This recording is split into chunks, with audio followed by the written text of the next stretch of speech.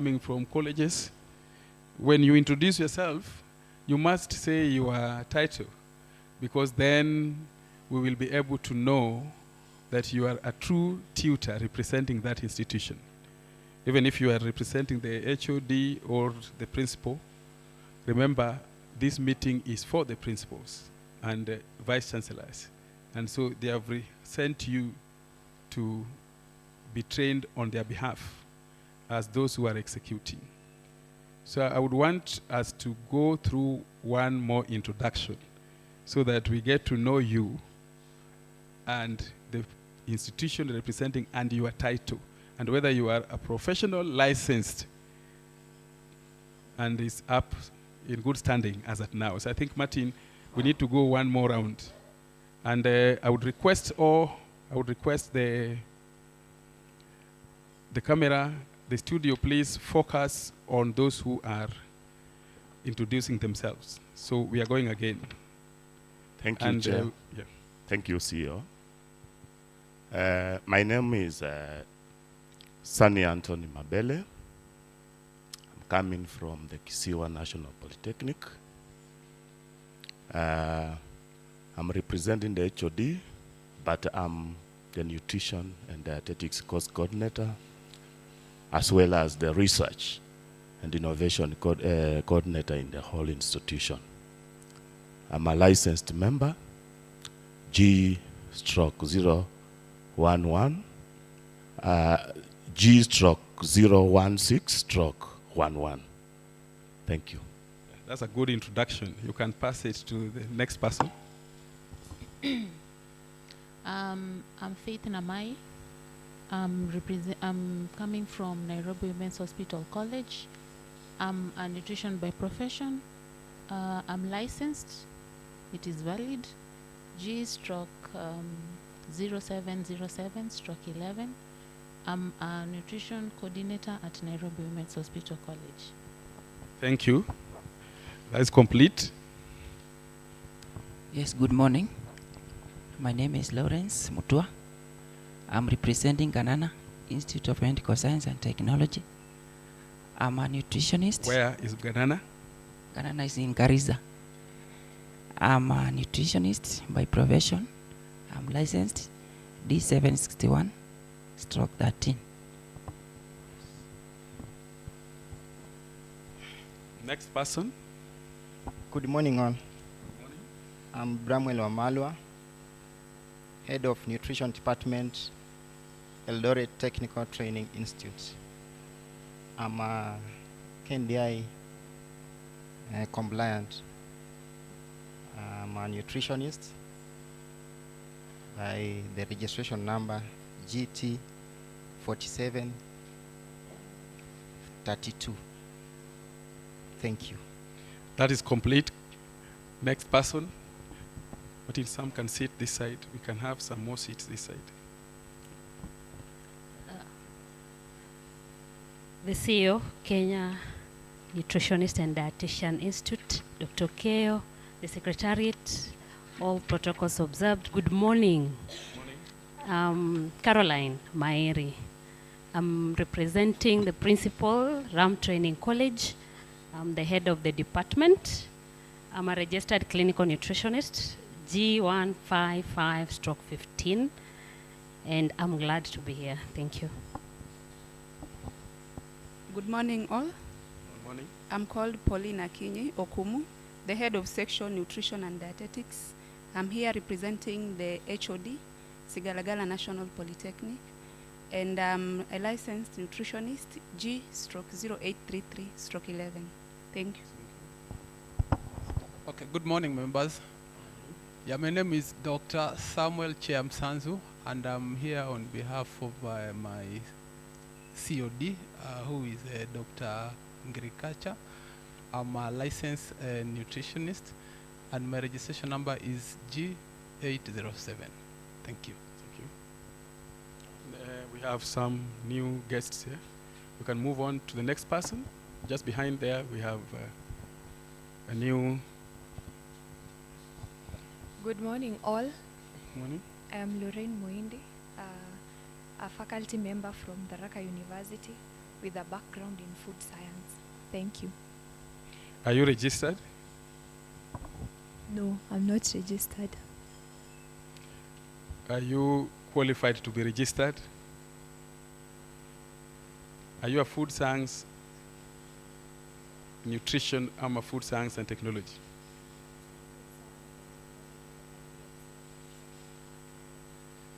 So she's not food science. She's a scientist. Nutrition scientist, food science in brackets.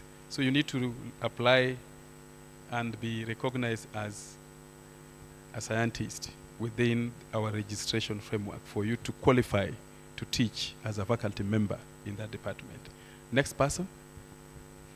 Yeah, once again, my name is Gift Maegwa, representing North Coast Medical Training College in Mtwapa. I'm the head of the department and fully licensed with the registration number G1676, and I'm glad to be here. Thank you. Thank you. Good morning again once, everyone. Morning. My name is Lobuin Paul Lekorot. I'm representing HOD, Turkana College of Technical and Business Studies. I'm not a nutritionist, but I'm an health record professional. So what are you doing here? I was sent by principal to represent him because the HOD is committed supervising NEC exam. Okay. And so you have the same heart for nutrition, just like your health records? Yes, actually. Okay. So you're a friend of nutritionists? Yes. So whatever we tell you here, you'll go back and say it like the way it is? Of course. And don't add that, you know, in health record we are better. Thank you. Thank you.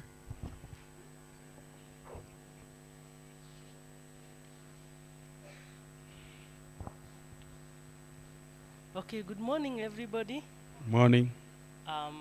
Dr. Lucy Kinanu from Tharaka University, Dean, Faculty of Health Sciences. I love nutritionists, though I'm not one, because I'm a specialist in neonatology and pediatrics, and of course, nutrition is the heart of the pediatrics. So I've come wearing two capes, this side and also studying in for the VC. Thank you so much. Thank you very much, Daktari.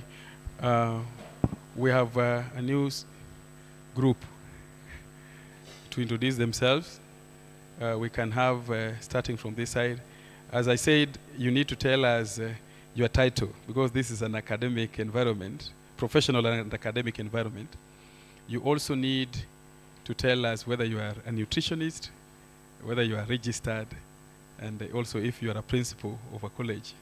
You can also say, because you cover the operations of nutrition at the top. So just pass the microphone for them to introduce themselves. Oh, protocols observed. Good morning. I'm Margaret Duta from Greater University, representing Health Science School Dean, Mr. Victor Migiro. I'm a registered nutritionist. Okay. You're the head of department? Nutrition coordinator, yes. Okay. Yes, madam. Good morning. Good morning. My name is Anne Kimani. I'm the principal Thika School of Medical and Health Sciences. I'm not a nutritionist, but a community health development. The Thika, which Thika campus? campus. Thika campus, okay. Good morning, everyone. Good morning. My name is Zombaki Dixon. Professionally, I'm a curriculum specialist and I'm principal Mombasa campus. Specialist? In what? I'm a curriculum specialist. Curriculum specialist? Yes, but mostly I did industrial mathematics. Industrial mathematics? Yes. Because even me, I'm a curriculum specialist. No, but I'm a nutritionist. Mostly the mathematics. So you are a mathematician? Yes, I'm a mathematician. Industrial mathematics? Yes. And you're teaching industrial mathematics? You're a principal? Yes, I'm a principal. Which campus? Mombasa campus, Thika School of Medical Sciences. Have things changed? I thought there was a principal there. You have been moved? Mm-hmm. Okay. The previous principal is there? He No. left? Yeah, he For left. greener pastures? Maybe. Okay. Yeah. Thank you. Morning. Morning. My name is Charles Waroy, Principal Thika School of Medical and Health Sciences, Kitui Campus. Professionally, BSc Mathematics, Computer Science. BSc Mathematics, yes. Good morning. Morning. Praise the Lord. Amen. By name, I'm Kevin Kimathi Maingi Gishuru, a registered nutritionist.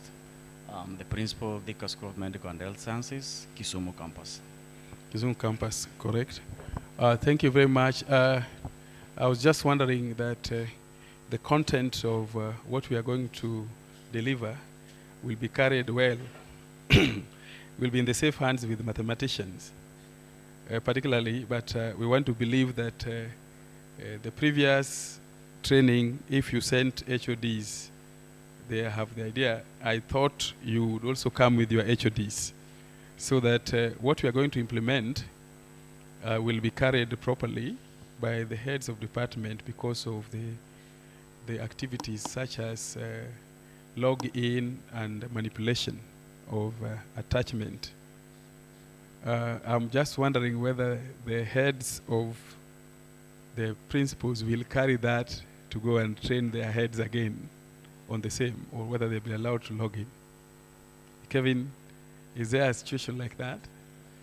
Or we'll be asking them to send their HODs again for training? You know, we have had 3 of these trainings,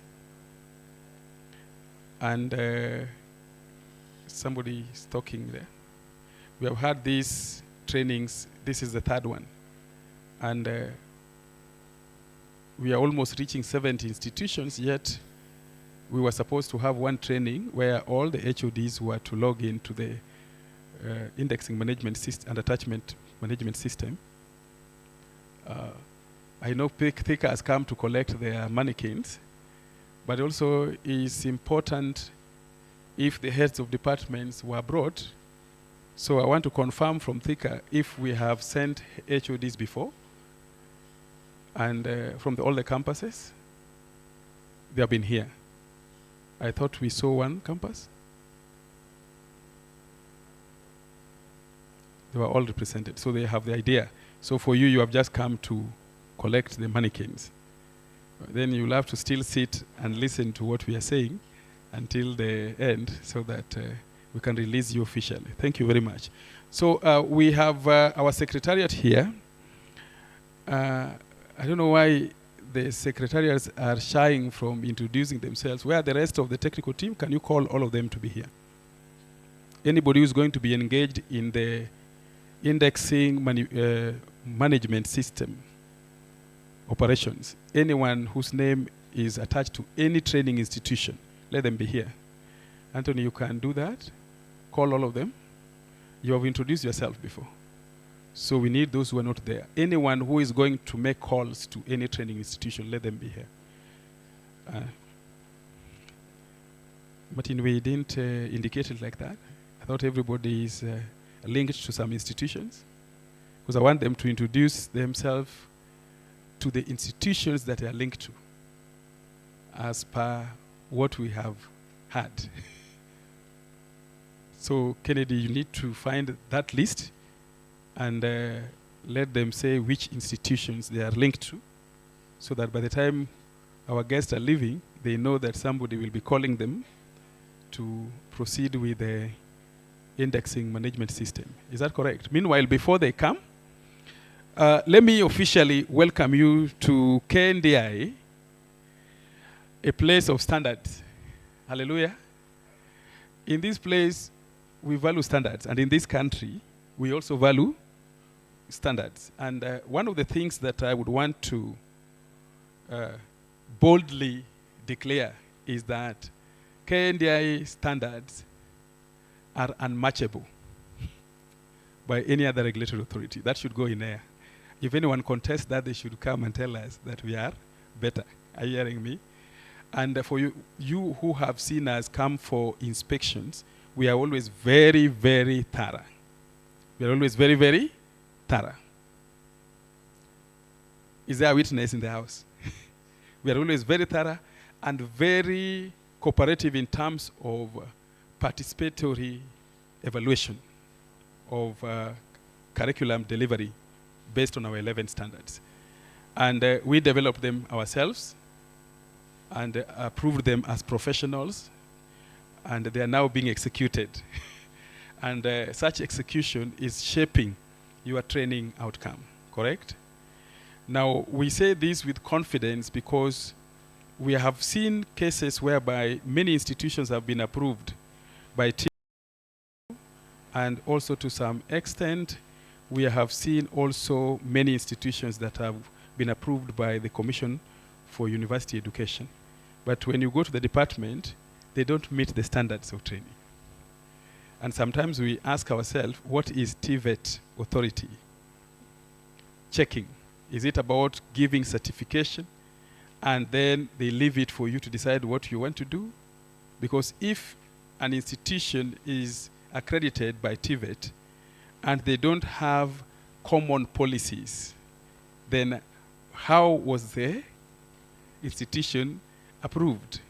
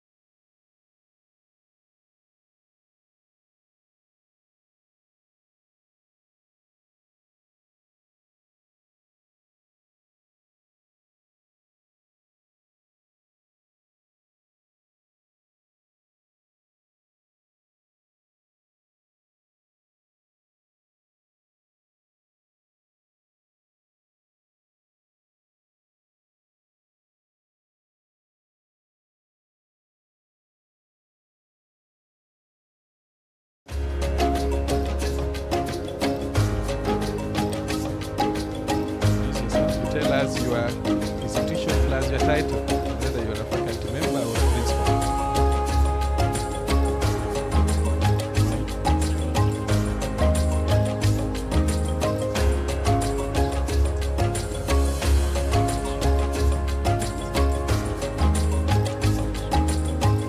Thank you. Kiambu was the former history.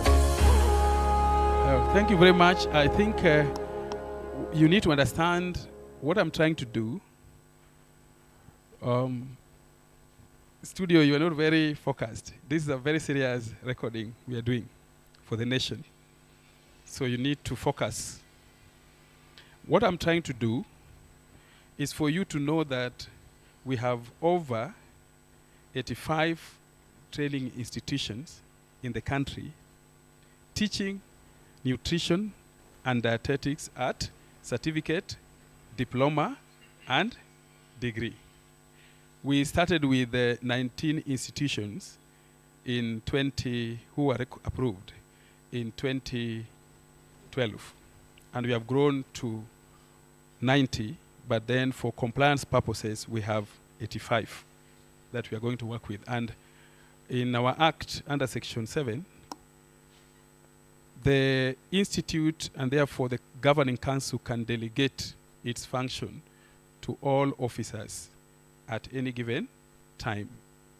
And therefore, they might look small in body size, but they have power and authority to act on behalf of the institute. And so very soon they will be making calls to every training institution to ensure that we are up to date with the indexing process and also management system and accreditation matters, so that whenever we talk about approved institutions, then we are sure of those who are duly approved or accredited. And that will help the nation also to know, and even the parents to know which institutions are training that are recognized. Okay? Remember, we have not mentioned Jomo Kenyatta University. Let me single out that because I want to make it very clear. They are not supposed to train. And I know they have students, so they are closed. So you are lucky that you are training, you can clap for yourself. And what is the risk of not being approved while you are training? Section, under miscellaneous provision, section 54. If I'm correct, Martin? It says that anyone training and issuing certificates or any other document without being approved is liable for conviction for a fine not exceeding 500,000 or imprisonment or both. And if it is a case like the one for Jomo Kenyatta, it is a VC. Are you hearing? If it is your case here, and I know you are compliant as a principal in charge. And so we don't want to go to that direction because we are training partners. And I want to thank God and you yourself that you have come for this meeting, okay? It is not really easy to come for physical meetings. Most of the time, many institutions have adopted virtual. But because you have come, it is good because then you can feel the test, and also make observations on what is required when it comes to training standards. And what we are going to talk about today is very important quality assurance component of regulation, because it is at the core of our students' training competency output. Okay? So, having said that, let me now go to introduce myself. I think I'm the only one who has not introduced himself. So my name is Dr. David Okeo. By grace of God, I'm a PhD holder as the highest, like Dr. Chair here. Dr. Chair, yes. And, 4 degrees. That is very good. In academic environment, we boldly introduce ourselves like that. I know there are people who are intimidated when people are introducing themselves as doctors. For me, I feel that it is good so that you can rise up also, isn't it? So I'm Dr. David Okeo, PhD holder. In the KNDI level, I'm advanced public health nutrition scientist. When we talk about the advanced, we are talking about an equivalent of a professor in a university. And if you ask me which university gave it to you, I will tell you, for you to be a professor in a university, you must have PhD, you must have supervised at least 3 PhDs, you must have supervised several masters, not less than 10, you must have demonstrated grant attraction, you must have engaged in community service, you must have organized at least one conference by yourself, and then you must be registered as a professional, and you have professional impact by virtue of translating your research into policy. At least one policy brief written, and many others by CUE standards. I have more than those. Okay? I'm not bragging. You can clap for me. So, and in addition to that, I have postmaster's program degree in MPH, that is MSc Public Health. And then some other titles that don't matter is now legal executive. So I have some knowledge in law. Are we together? Are those so many titles? So if I stand before your VC, they listen. If I stand before your CEOs, they also listen. And that is where all of us must reach. So the first thing that I will deliver then, now that Martin has sat down, he was supposed to go through this. Our program should have started at 9 and to close at 11, but because we came a little bit late, we have started late, but we'll manage the time by making sure that we are faster in every segment that we are going to undertake. We have, next is the strengthening preclinical skills, which I will take, then I leave it for the registration team. Our registrar is not present, but Kennedy is in that team, so he will come up and tell us what that department wants us to hear. Then we'll deliver it to the IT team, which is the core for today, particularly for indexing and attachment management systems. Some of the other things will be brought on board later by our ATRI unit, as like the gala dinner. And we also have to hand over some of the mannequins to those who have purchased them, like Thika Medical, or School of Medical and Health Sciences, and Tharaka University. Their mannequins are here, and we want to congratulate them for that. Then we'll have a closing remark, and then, of course, some refreshments. So if you allow me, let me go to the preclinical skills training. This is our initiative for ensuring that we train those who will not kill us when it comes to preclinical competencies. And I would wish that the studio, you share the screen for that preclinical training so that we can start. You can put a double screen, or you can have the screen fully on with that slide. Here, there we are.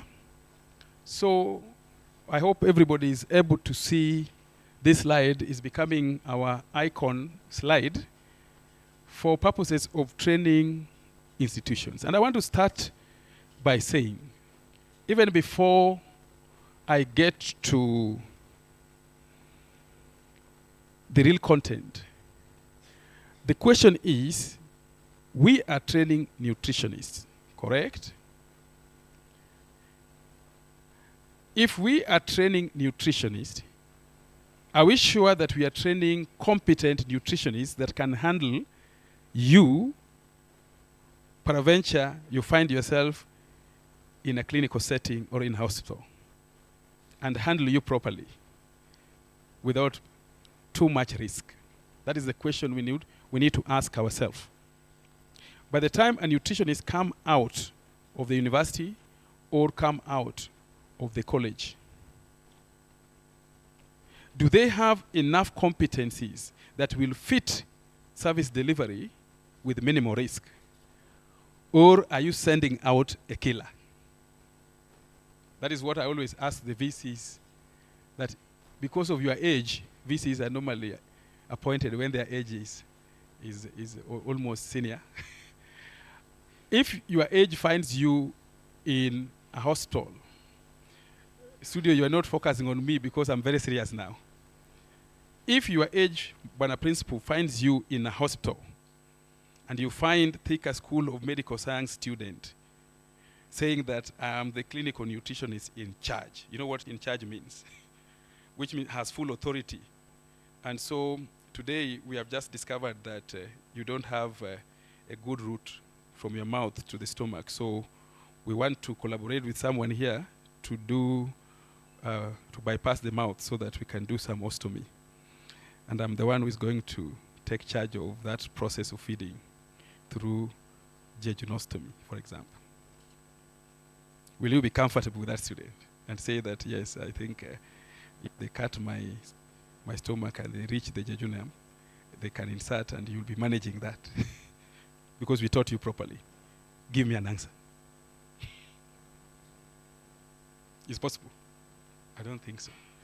I know why you are saying yes, because the principals sit in the office, so they don't know what is going on in the training. You are just about to pick your mannequins, correct? They have never learned any preclinical skills by touching. What they have done is when they are given pictures to see. Are you sure that they can insert total parenteral point cannula or the peripheral one? Can they do? They can't do. Will you allow them? So why are you training them? That's the first question you should ask yourself. Why are you training them? Now, if you take your mother to such a person, why are you killing your mother? Now, would you also take your child to go and do that course in the place where you are? Or you'll be looking for better schools for them? These are questions that all of us must ask and answer when we are training people who, particularly those who are going to be in the medical profession. You've heard of doctors diagnosing wrong patients in this country, correct? We have also heard of people who have made mistakes to provide an intervention for a wrong diagnosis. Now, other than just looking at medical negligence, it is actually criminal. It is not just medical negligence. It is criminal. And so these people we are taking out must be those that are able to deliver us maximum service because of the competencies that we are provided. And that's why we chose this time round, we must catch training institutions to ensure that they provide competency through monitoring, which is going to come as a second phase, or by understanding why we need competencies, particularly the first competency, preclinical skills. And that is where I am going. So, studio, we can go back to the presentation so that I can talk about the picture on the second slide. Now, that picture on the second slide shows a team of medical professionals who could not necessarily be nutritionists, but we have a doctor there by virtue of their attire, and we also have a nurse there, and we have other medical professionals, correct? Now, what does that picture tell us? It tells us that in a clinical setting, the delivery output based on service and even demonstration of competency depend on a therapeutic team. And that is why we insist on integrated learning of preclinical skills to include the nurse, the physician, the laboratory, the records person, and any other person, the pharmacist and the laboratory. so that they speak the same language on one object called the patient. So it is not element of superiority where the medical doctor would want to think that they are more superior because they are called physicians, and therefore some are called consultants, so they believe that they're the head of the team. So when they come with their shoulder tall and saying, where's the patient? So you go and get me this big. No. It is a nurse superior in the nursing competencies and service delivery. A nutritionist superior in the nutrition competencies and service delivery. And for a nutritionist to be superior, they must have a matching clinical competency with knowledge on terminologies that the medical doctors and the nurses use, correct? And they must be speaking a language that the nurse would hear. So, which means that if a medical consultant talks about a particular terminology which they use from time to time, the nutritionist should be having an idea. That can only happen if they are trained through an integrated approach or preclinical skills. Are we hearing me? So there will be no one who is superior. So if I go to, let's say, bedside and we find a caregiver like this one, we'll be telling the medical doctor, when you finish with your review, I get into my own review. And I will tell you this person, which was diagnosed with this, we have also done our estimates, and therefore we are going to deliver nutrition like this. Understood, consultant? So don't mix this food with this drug. Because I am the one saying. Mabele, you know that? That is what is supposed to be done. Now, right now, you find nutritionists running behind the consultant. You see, the consultant has come. And so they follow the consultant. And they say, what will now the consultant say? Which terminology will they use? Because they never went into a class where they can even get mastery of the drug index. So some of the drugs are scaring them. When they are told digoxin, they wonder what it is. When they are told Neurobion, they forget that it is a combination of B-complex vitamins. They think it is a drug, and they run away. If we don't learn it at this level, then we cannot compete with the medical profession. And they will keep on saying nutritionists are confused. They don't have a clear delivery service ends that matches one another. And that is why we are saying standardization is very important. And that is what we are doing with this. You know, I'm still a lecturer. So if you think I'm a CEO, I'm still a lecturer, correct? And so we must all lecture, correct?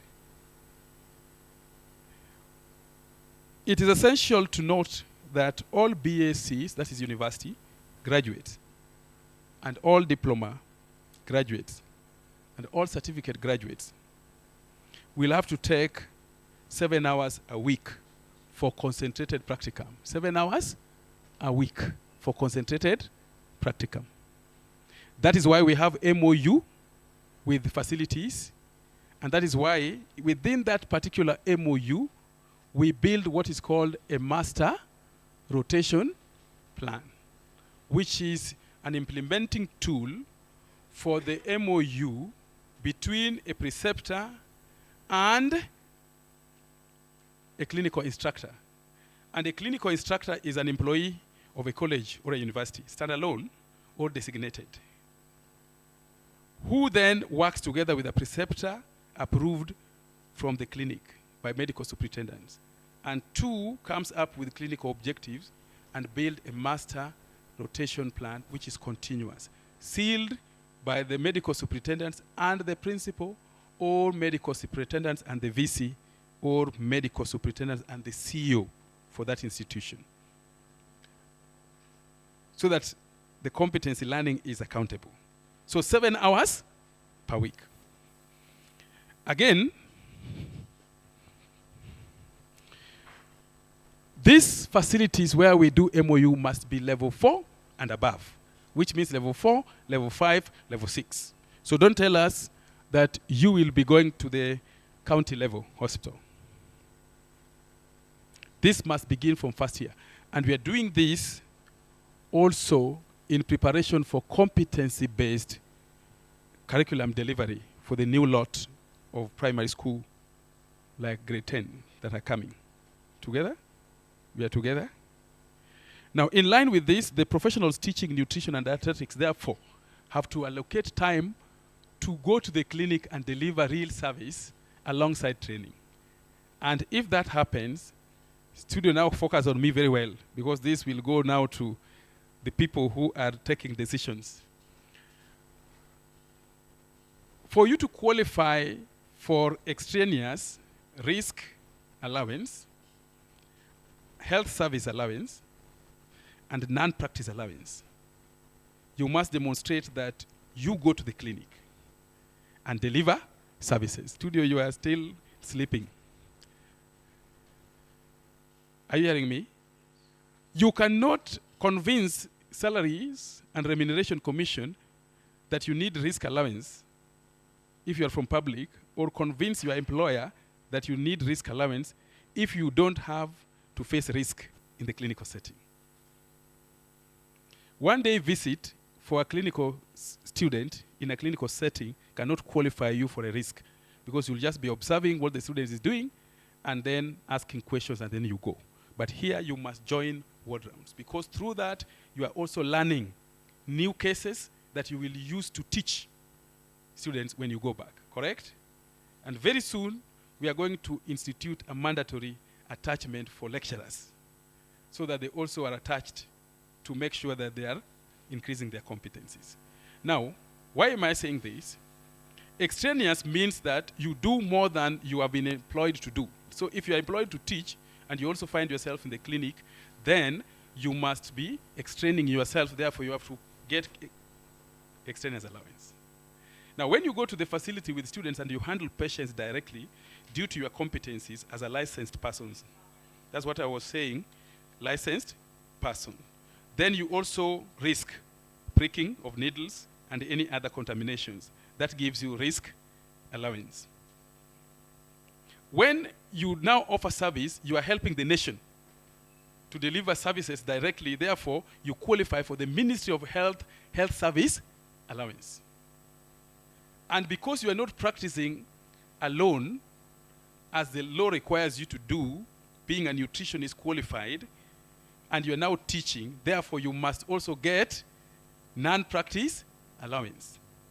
Now, the problem with this nation is that even those who are getting like medical doctors, they don't do all these things we are saying. Are you hearing? But if you do, then now for me, I can tell Salaries and Remuneration Commission that you are unfair, because our people are undergoing any other risk as other medical professionals. And by Section 60 of the Health Act, it is very clear that nutritionists and dietitians are lumped together with other medical professionals, and therefore the entire group is called medical professionals. Are you hearing me? This is something that people in Afia House cannot tell the CS, so that they can treat everybody equally. The only way to say it is the way I'm saying it here. Then when I finish, I cut it and send it to him so that they hear. But you can't get it when you yourself, you are always in suit. And from there you go home and you are found in the supermarket. And when you finish, you are saying, as we are not being given extraneous allowance, where are you extraining? So I've given you the hint. It is supposed to be a qualification, merited, not a routine. We move to the next slide, which is talking about, no, that must be the third slide. Just stay there. Section 3 of CAP 253B requires that nutrition is practiced privately. To qualify for a non-practice allowance, you must open a shop where you practice privately. Just like the Doctor's Plaza, where they practice privately. And because you'll find most of the time you are in the clinic and you are not in your own clinic, and chances are that you can get cases in your clinic and use it to teach, you are now given non-practice allowance. So it's not automatic. You must open a shop, daktari, So as you teach in Pwani University, you also have a clinic where you are saying at 4, I'll be seeing my patients. 1, to bring new cases for teaching, and then 2, because I am out of it, I have to be paid also. So that is something that is very important for you to understand so that you don't make noise that we are discriminated. Now I'm going to the next slide. When it comes to clinical competency, go to the next again, where we have the table matrix. Good. We are saying preclinical skills competency guidelines align with the Ministry of Education's competency-based curriculum, which is coming, and the policy focus on maximum 1-year equivalent framework set by the Nutritionist Act. So there must be hands-on competency equivalent to 1 year as per our act. And this will be implemented in various categories. For example, on this slide, we are talking about 7 hours weekly concentrated practicum. And we see the number of weeks, the number of years. We have used 3 years for degree because our estimation is that a degree program will not take more than 3 years in the competency-based curriculum. A diploma will take 2 years, and a certificate will take 1 year. Currently, degree is 4 years, diploma 3 years, and then certificate 2 years. Of course, I know there are some universities that deliver that within the shortest period, depending on how many trimester, if you choose to have trimester, or number of times students come in continuously, correct? When you do that, you'll multiply the hours and you'll see the total hours as indicated. Now we go to the next slide. The second one is developing clinical attachment guidelines. This is why we are here today. You will see how we shall be monitoring the attachment. Here, we must do 12 weeks of clinical attachments, giving us 672 hours. And we must also do, that is for cutting across degree, diploma, and certificate. I hope you are hearing that.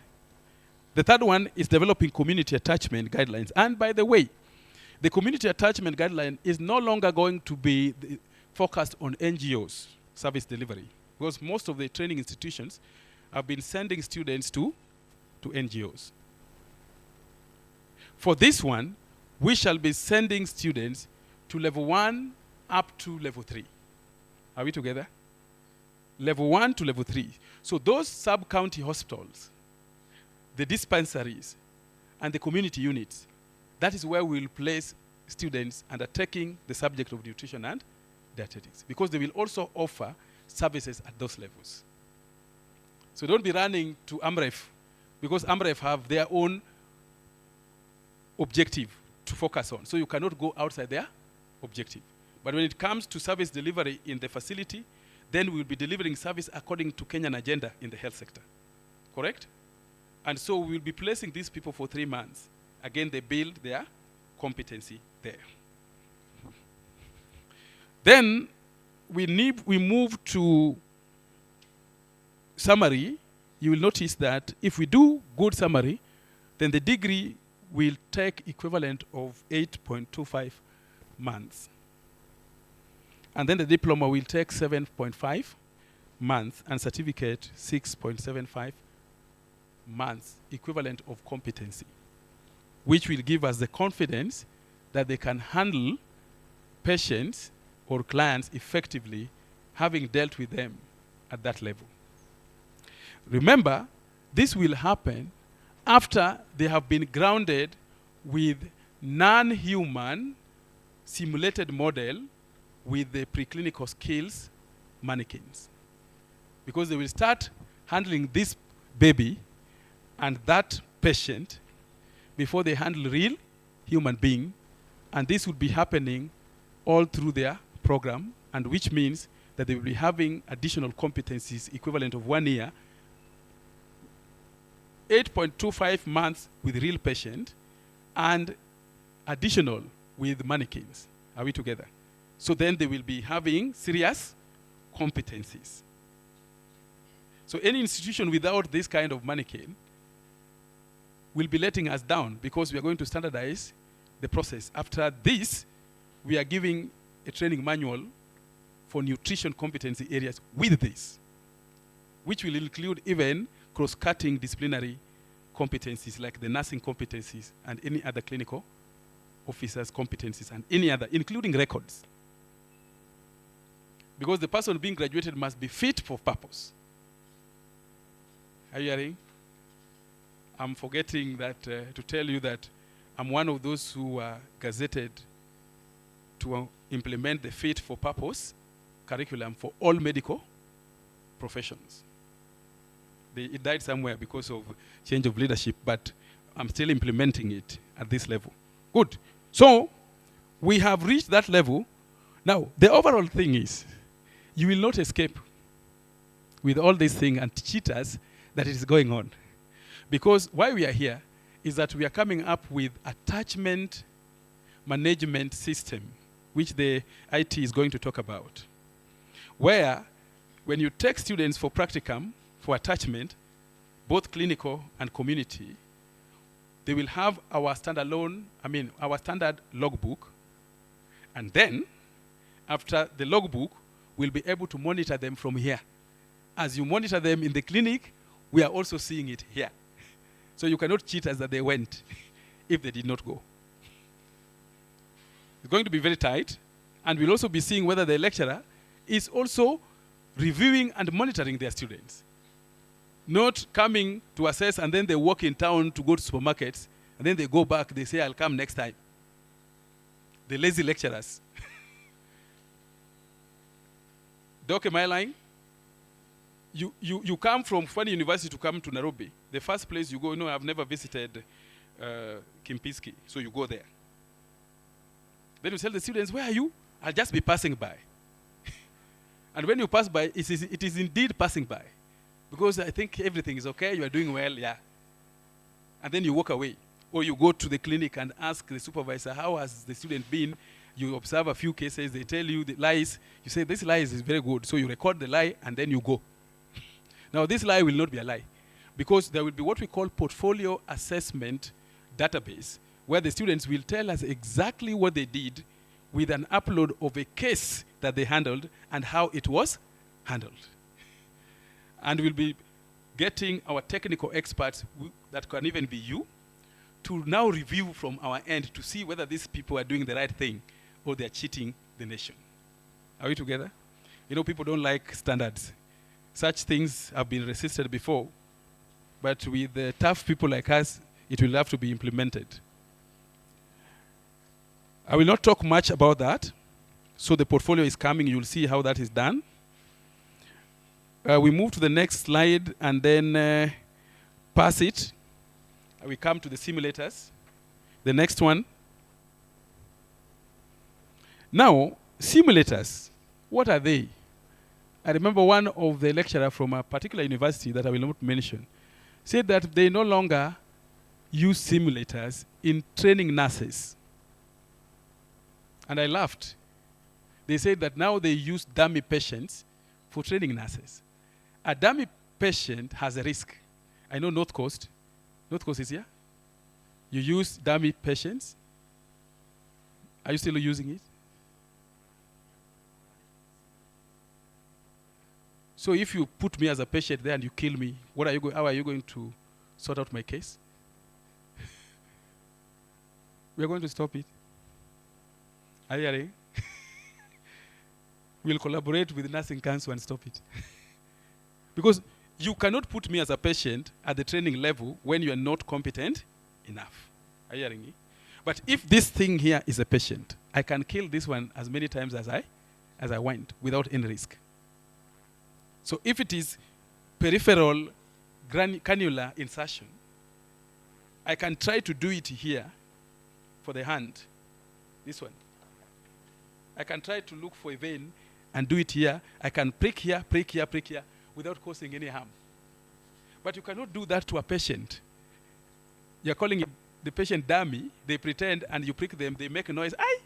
You prick them again, they make another different noise, and you are happy that you are training. It can't happen. Now, why simulators? Simulators introduce us into preclinical competencies without risk. It also introduces us into a language of teamwork among different others. It also helps us to build confidence where we can be fearing to handle a patient, so that by the time we build that confidence, handling a patient becomes very easy. So you just go because you know what you have done with the simulator. They also help you to consider and upgrade your critical thinking so that you can have decision making before you handle any patients and understand how you can collaborate before you handle a patient. That's why we need simulators, because they represent human beings in a dummy format or in a simulated format. We chose the basic standard simulators, which are high fidelity, but not the highest fidelity. Are you hearing me? That is why we have this. They are better than the traditional ones that used to be there. But there are higher levels of simulators that are computerized that can now do what a human being can do. Those ones are very expensive.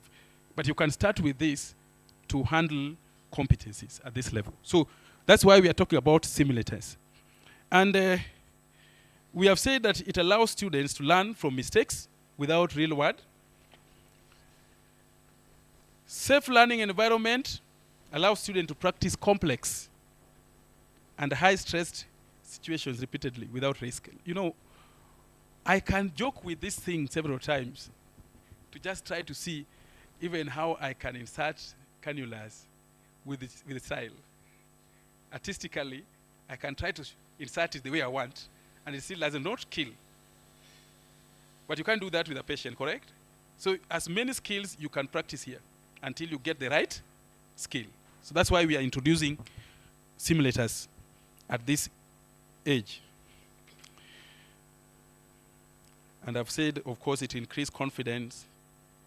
You can practice rare events, and then evidence-based, then consistency in training. And what I mean by this is that with standardization, consistency in training means that when you are taught in Maseno University, another person is taught in KU with this and a training manual, the competencies will be the same when you go to practice in the clinic.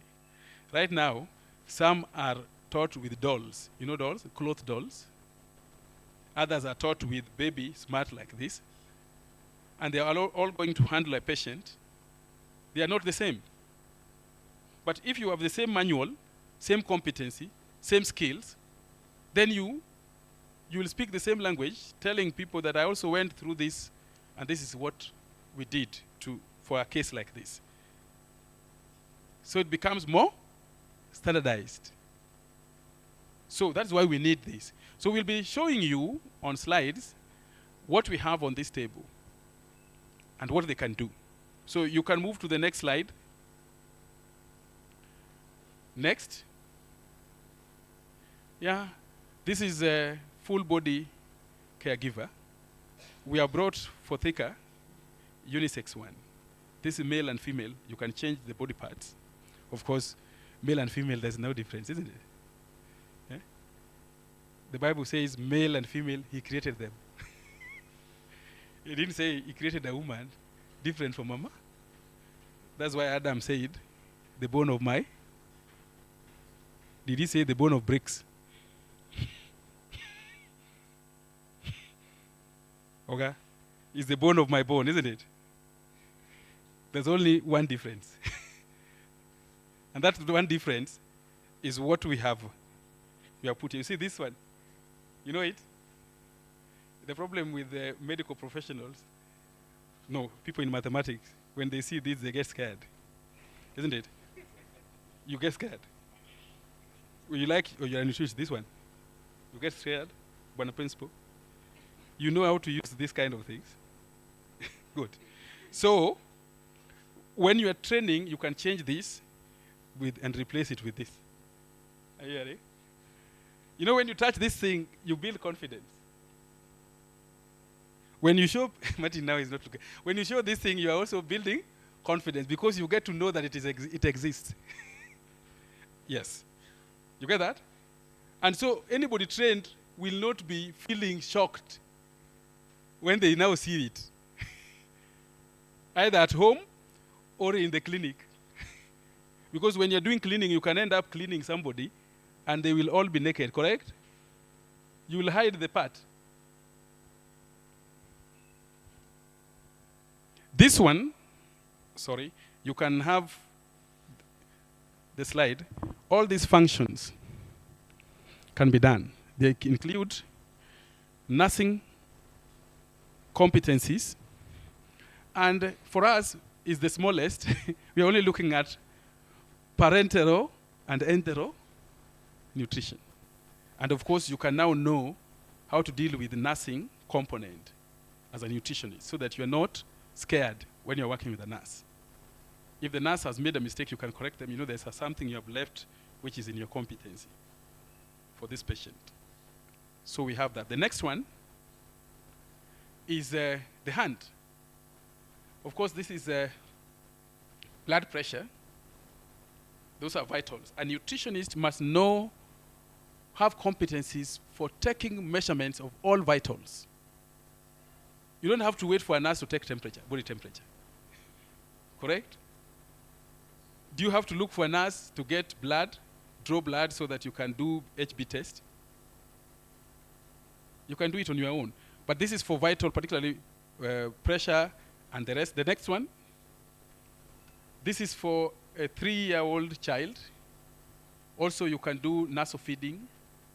There's also catheterization. There are quite a number of functions that the nurses share, and it's good for a nutritionist to learn them. What is wrong with a nurse learning how to do nutrition assessment? So that they can have basic competence, isn't it? They're not taking the job of a nutritionist. A nutritionist also can learn these competencies. The next one is CPR. This is electronic. CPR is a competency in first aid and other areas of clinical care that all medical professionals must know. And therefore, you can perform tests using this. The next one, we have the Baby Smart there, which also has different components, and you can do all those tests. And these are tests that are basic that any medical professional should learn so that they are shareable. The next one, this is where we have the demonstration of parenteral feeding. This is the bedside nutrition. So then you can know how to deliver things like normal saline or any other food which is done parenterally. You can do it here. Next is the muscle and ligament skeleton, where you can study the body structure so that these people know the anatomy component of a human being, particularly for those who do not have anatomy lab that are using prosected cadavers or unclaimed bodies for dissection. So we prefer that you can have this, and also you have the torso. The next one, do we have, the torsos, which gives you the body parts. So this set is basic for both the clinical skills and some basic anatomical model demonstration and physiology when you are training. The next one, this is still, we have the unisex one, we have the male and female, of course 19 body parts, 18 body parts, so that you can show the position of the stomach, for example. Many times people don't even know where the stomach is. They will point at the upper part where we have this. Yet the stomach is actually down here. People don't know. But for those who do anatomical prosected learning, they normally see the position in real human body. So you can demonstrate that here. Next. Of course, the next one. Good. So this is the bare minimum. We are saying, if students can learn with this and then they go to the clinic and touch real patients, when you face them, when they're now in practice, you will not fear them, because you will know that they have undertaken those competencies. Now, when we say that, many people take us as policemen who are trying to put a lot of things on people's necks, those who are in business. I remember your principal and CEO, they went to Parliament. You know that? the AMTI. Yes, he's also part of it. Will not call his name there. They went to Parliament to say that we are too much. The regulators are too much. You are also too much in killing. Are you hearing me? We are too much in standards, but you're also too much in killing people in this nation. So we asked Parliament, you want us to lower the standards when you gave us the law? They said, no lowering of standards. You people go and talk. Somebody was saying a place like Kilifi is remote and therefore should be considered. Is it also good that Kilifi people should die and other people live? So there's no standardization there. And when we finished, we told them, my friends, you better go back and work with us to do the right thing. This thing will not go anywhere. If you give out anything to parliamentarians to convince them, we'll take those ones to court. The reality is that you and I must focus on training people so that we have competency for those who are going to save this nation.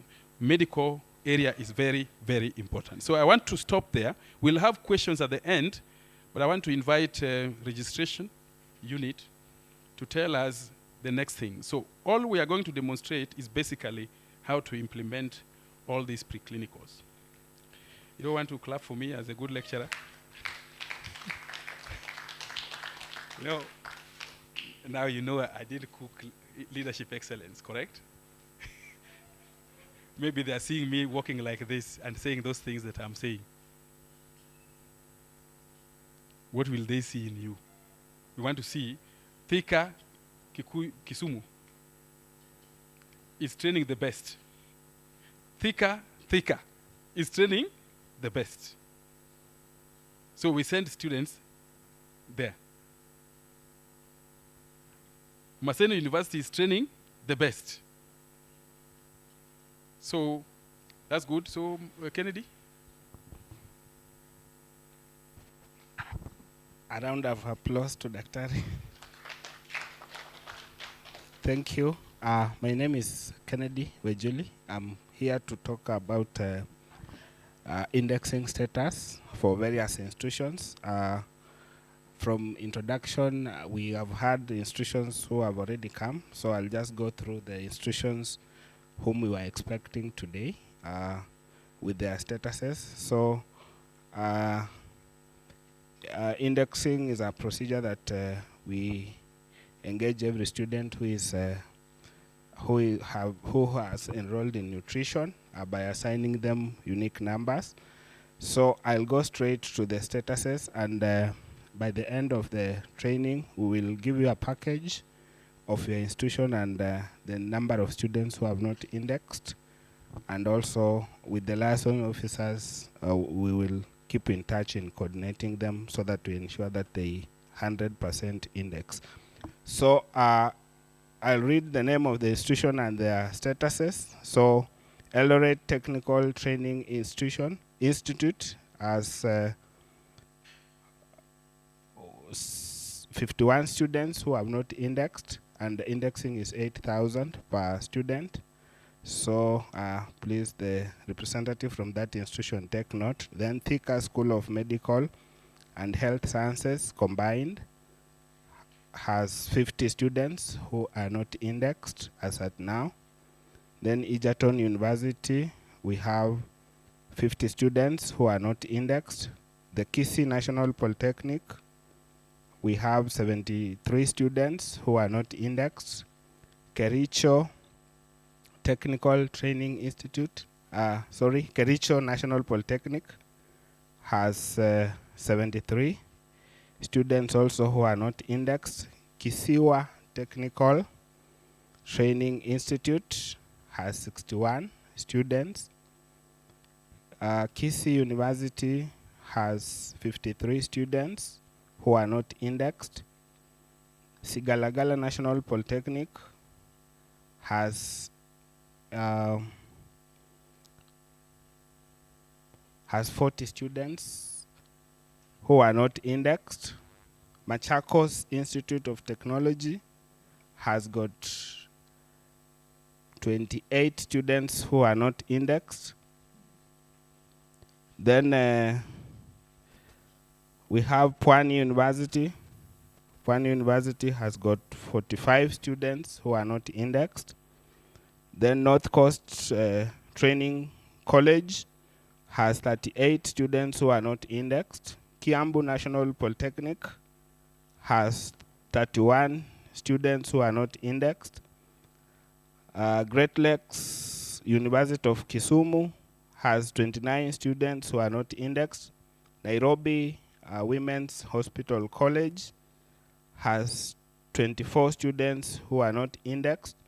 Ganana Institute of Medical Sciences and Technology has 22 students who are not indexed. Kenya Institute of Professional Studies has 21 students who are not indexed.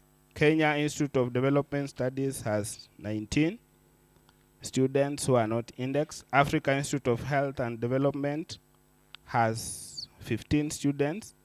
Gretsa University has got 14. And Frontier Institute of Professional Management Studies has got 4 students who are not indexed.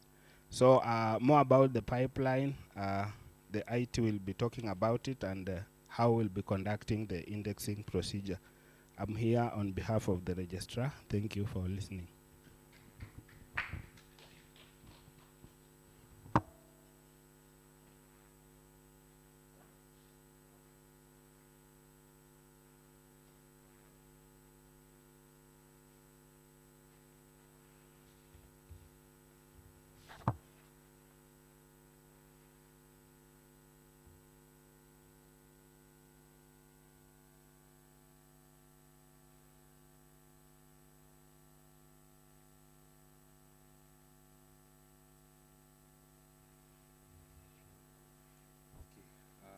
It's still 11:49 a.m. So good morning, everyone.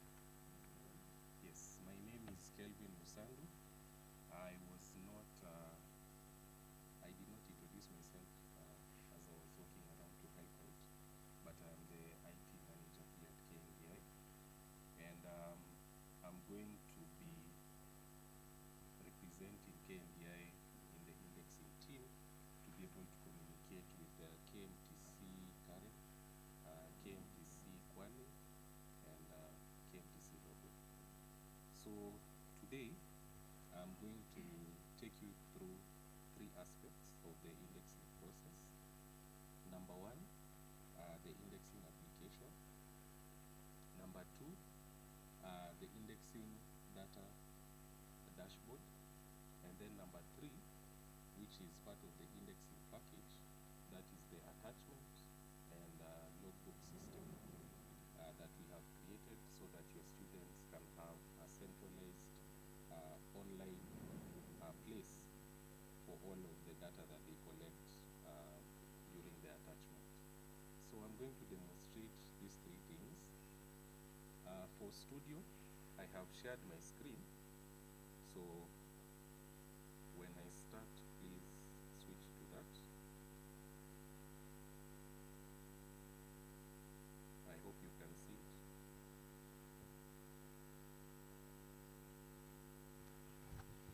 Studio, can you see my screen so that you can? Okay, thank you. Thank you. All right. Let me just come back here. And okay. So student indexing is a way for KNDI to be able to track the students who are going through nutrition and dietetics programs so that we can see how they are trained, and we can see if they actually are going through the process and gaining the necessary skills and competencies. So how do you access information for student indexing? So the KNDI website provides this information, and the easiest way is to access it via a Google search. I'll attempt it right now. I'll just go to my browser here and do KNDI indexing and search. As you can see there, it loads a page on Google search, and the first option there, I'll click on it so that it loads.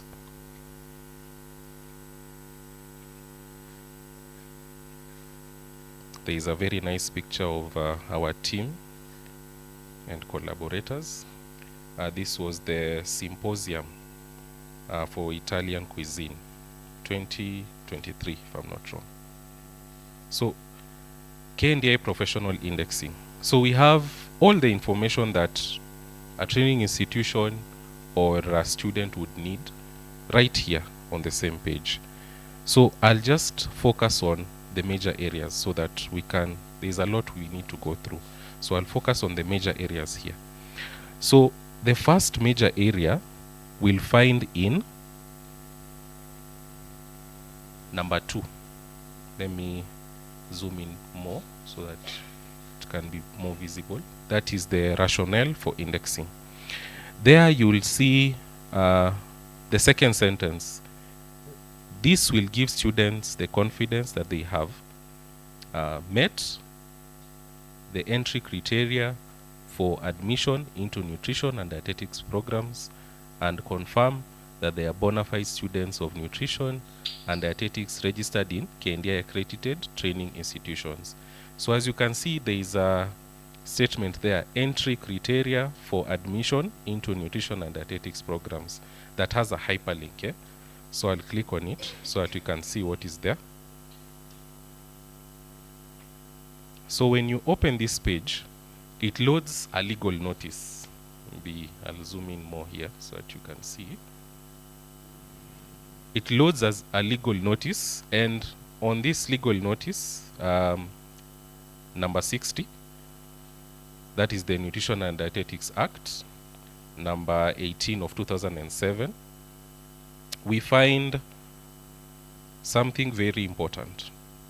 That is the entry requirements for each course. That is certificate, diploma, and degree level.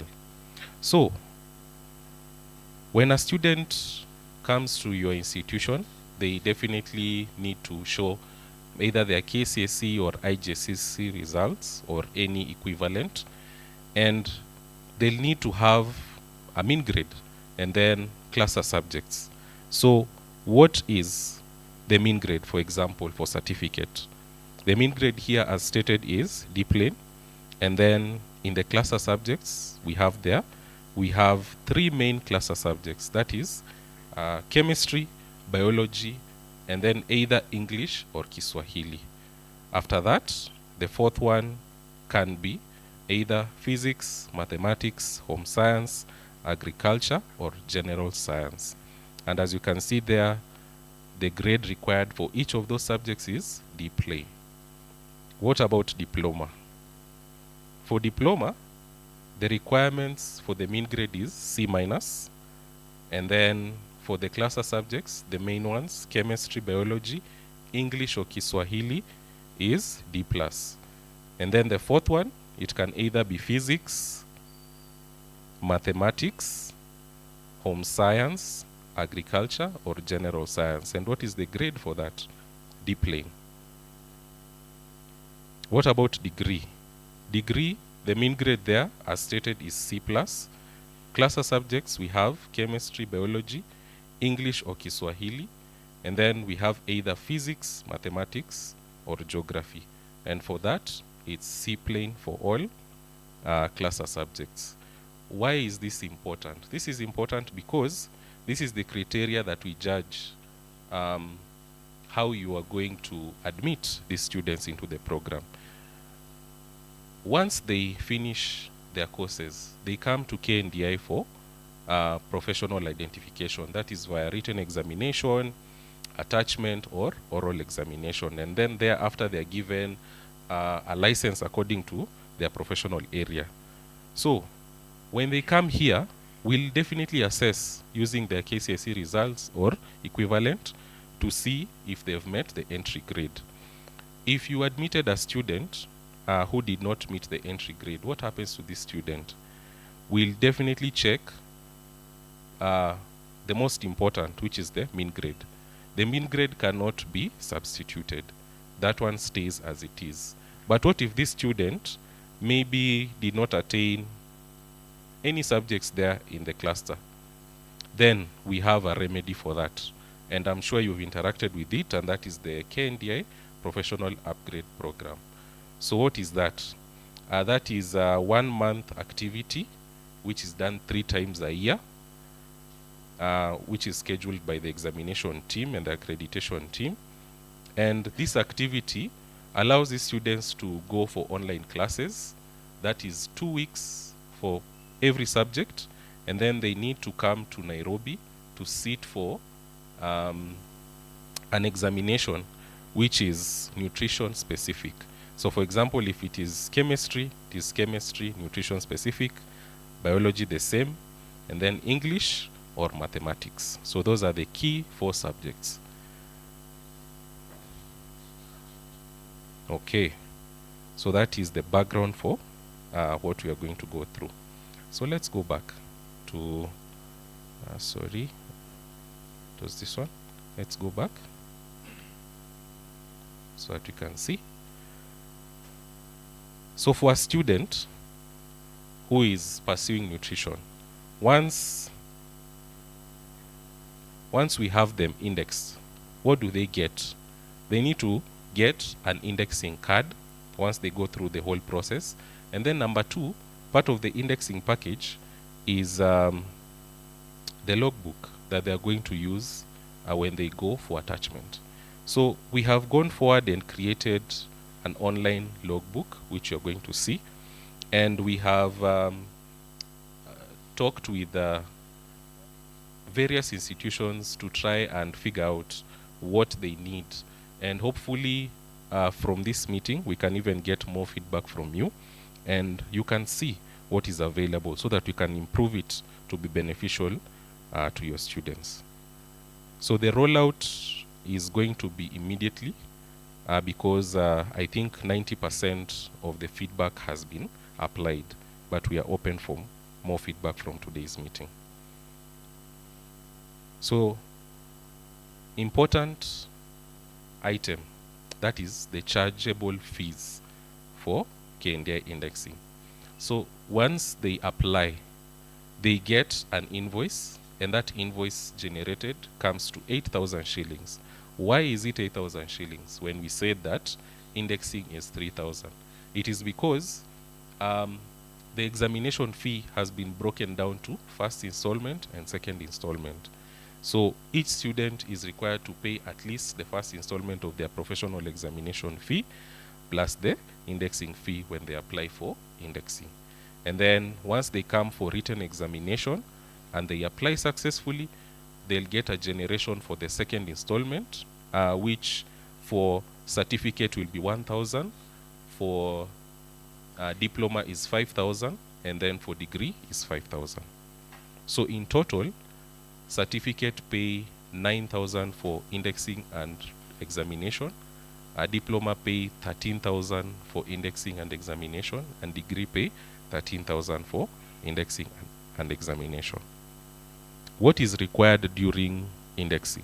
We'll require the biodata of the student, that is their name, their ID number, or birth certificate if they still don't have, their email address, their phone number, and then proof of payment, which is automatically generated since the payment comes from M-Pesa.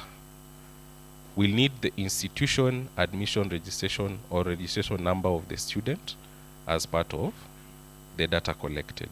So this data is collected securely and stored securely on the KNDI servers.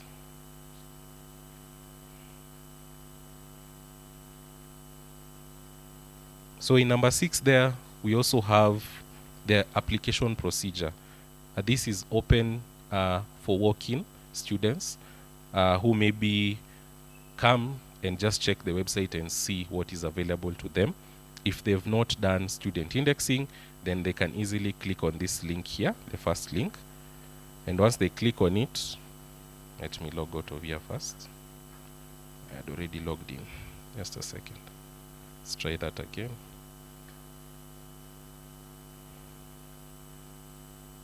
Okay.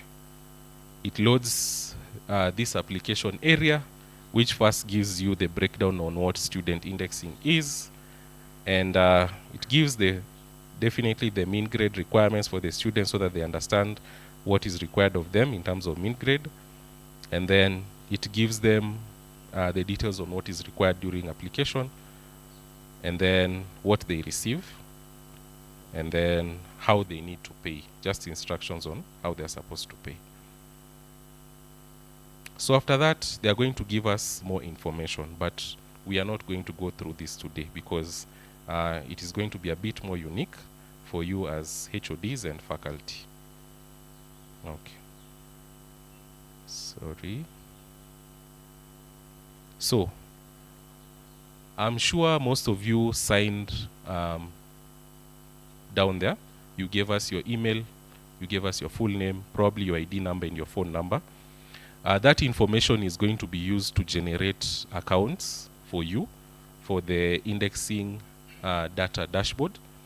And this data dashboard is a collaboration between training institutions and KNDI so that we can be able to access the students that you have, and you can also access the students that are self-registered from our end, and you can access information about your students that we have collected. That is maybe their upgrading status, that is the professional upgrading. You can access their indexing information, and then now you can now be able to access in real time the attachment information, which you're going to see. So how can you access this indexing data dashboard? If you are registered and licensed and up-to-date professional, you can definitely access it directly from your OSP, which you, if you've interacted with it, page. And how will you be able to access it? Let's go there. If you go to the main OSP page, it requires you to log in as normal, which right now I'll use one of our HODs to log in so that you can just see.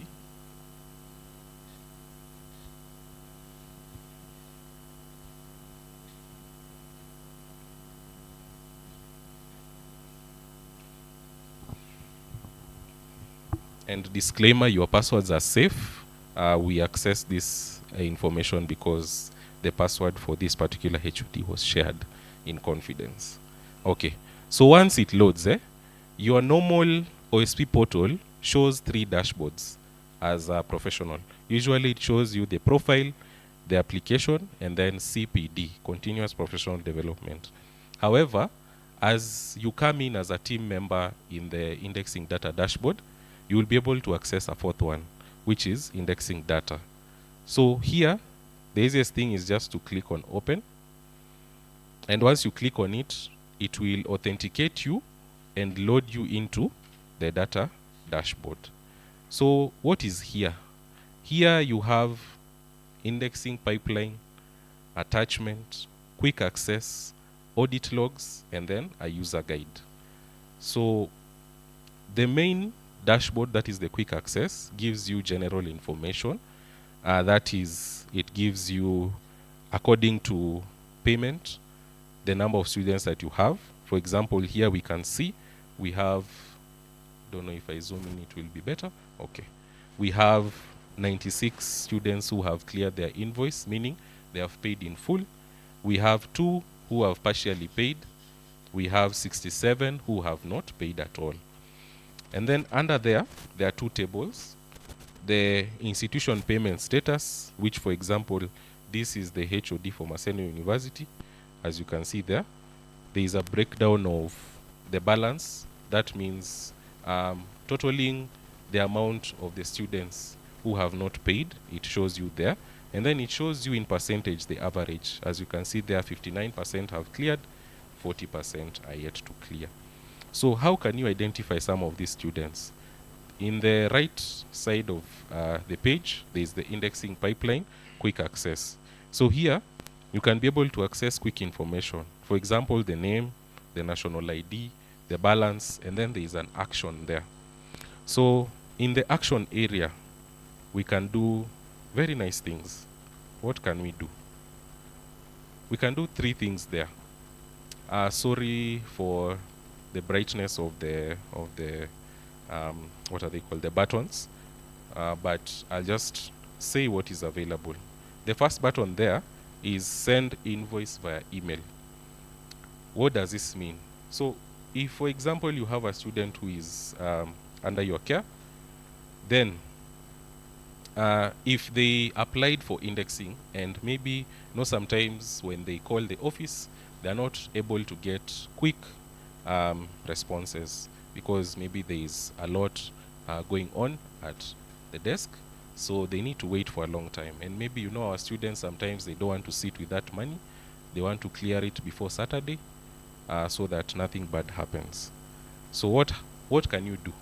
It's a Friday afternoon.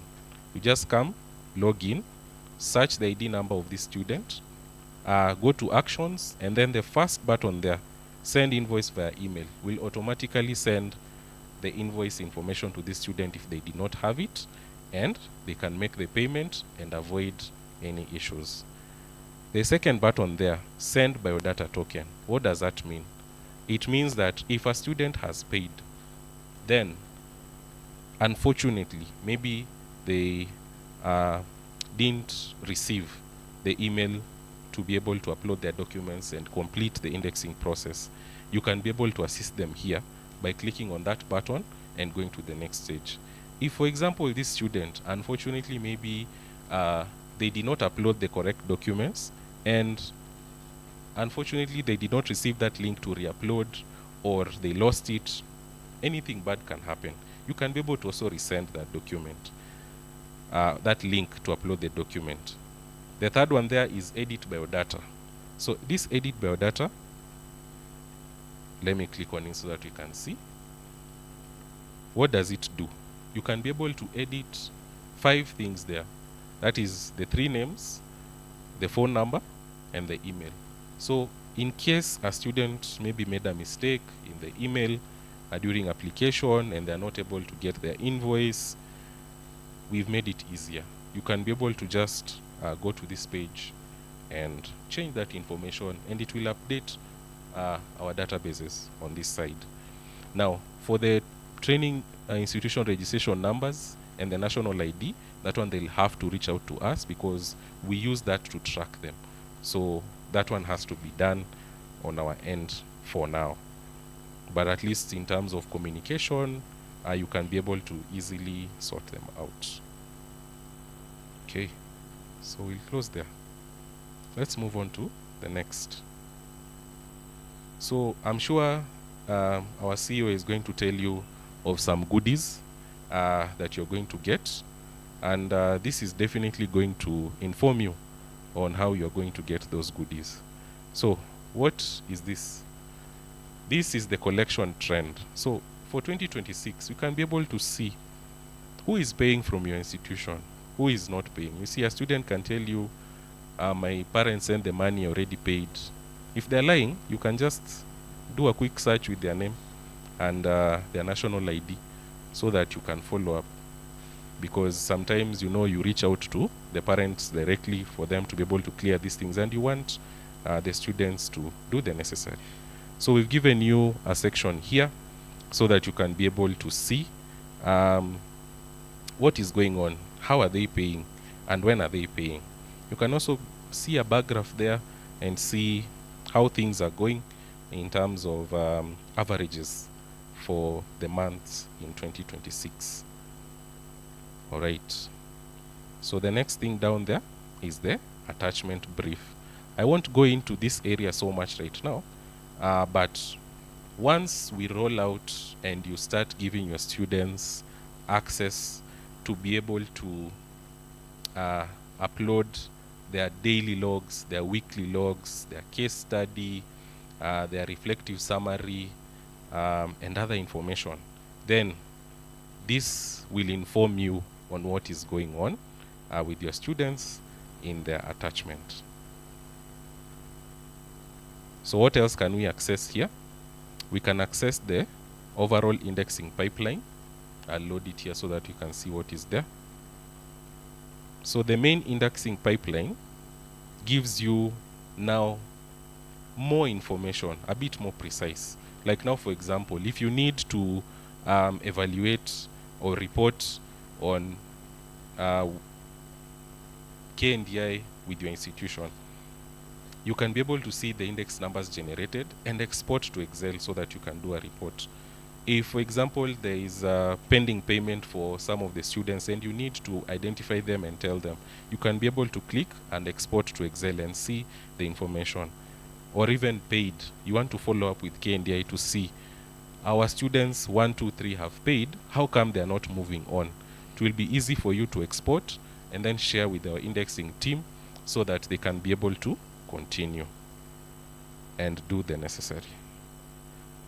So under here,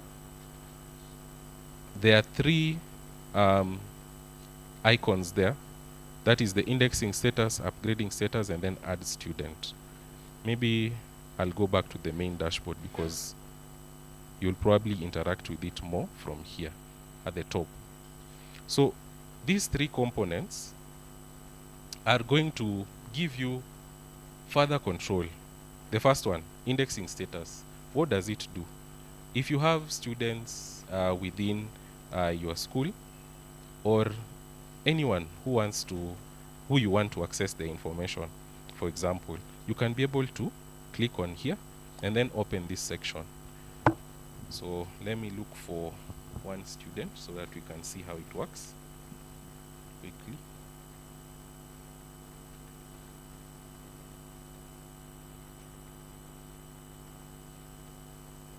So I'll use Mr. Rono here as an example. Let me type in his ID number.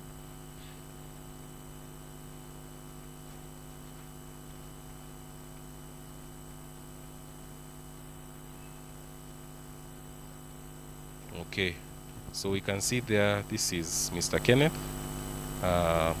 And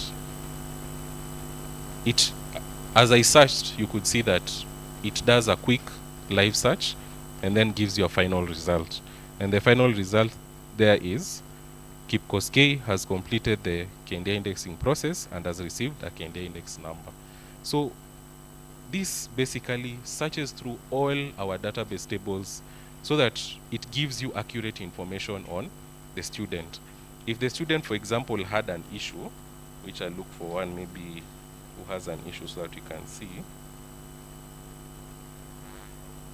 Let me look for one.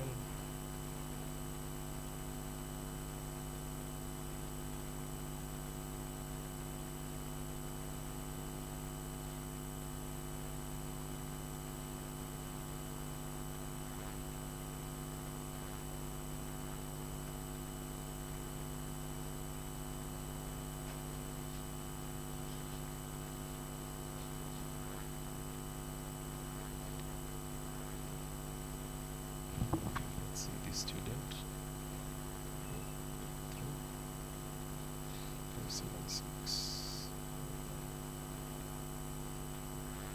Okay, we can see there Madam Mercy.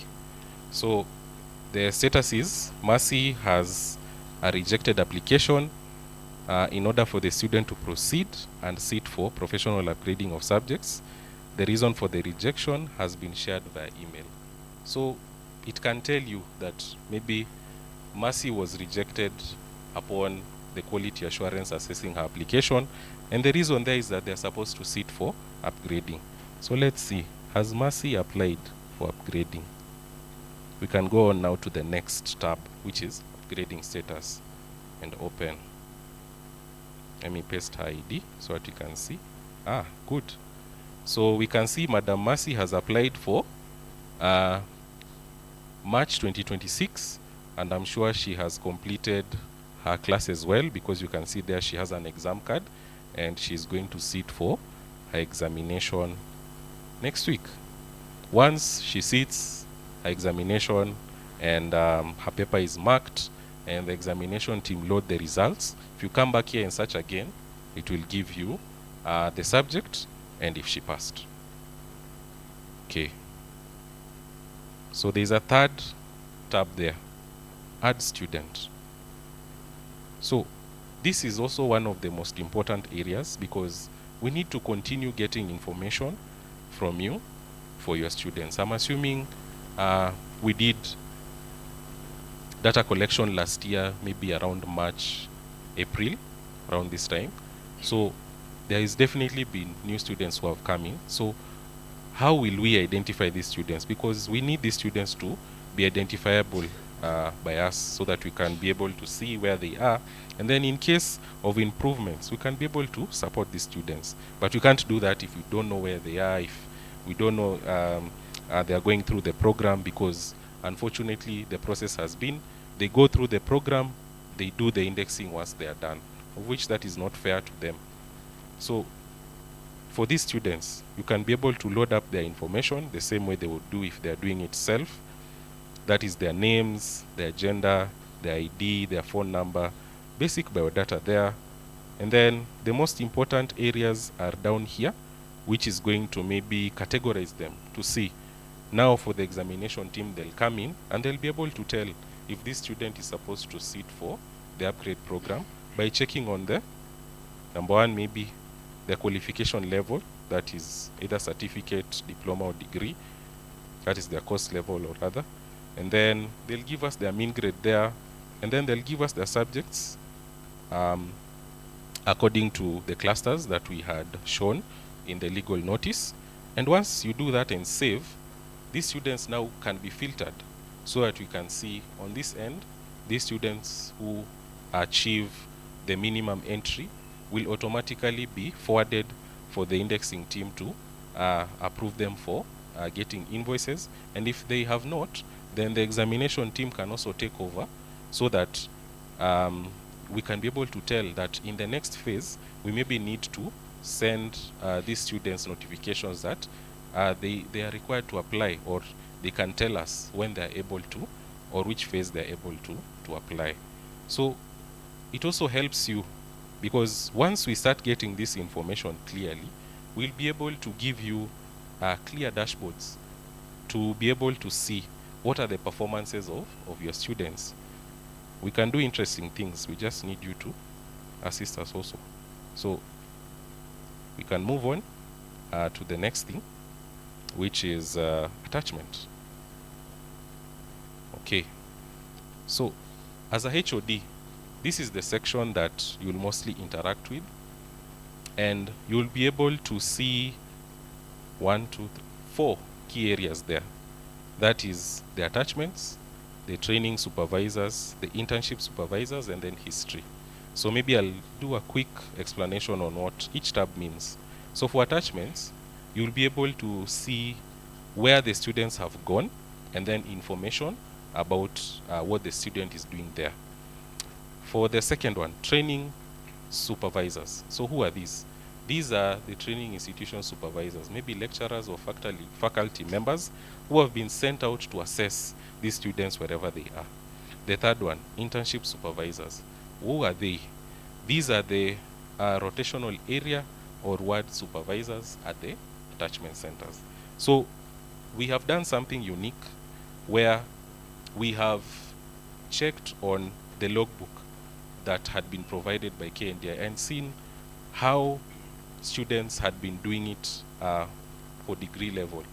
And we saw that maybe there is a preceptor who is overall, but if you look at the logbook, each week, if a student goes, for example, in a hospital to the renal unit, the person in charge in that area will need to check and see what they did, and if it goes hand in hand with what they've written.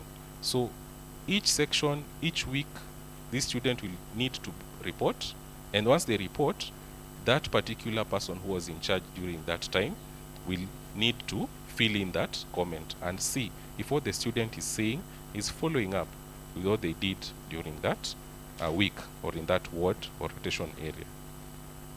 So let's move on to the documentation. So this is a lot of information that I'm giving you. So we have made sure that we don't bombard you with everything right now. So we are going to share with you this link as we register you as a team member on the system. And this link is going to give you a breakdown on what each person is supposed to do and what the approval chain kind of works on the attachment logbook. So I'll just read it quickly there because I'm assuming it's quite bright. So number 1, the student will fill in weekly and daily logs. Number 2, the rotation supervisor will comment on assigned weeks.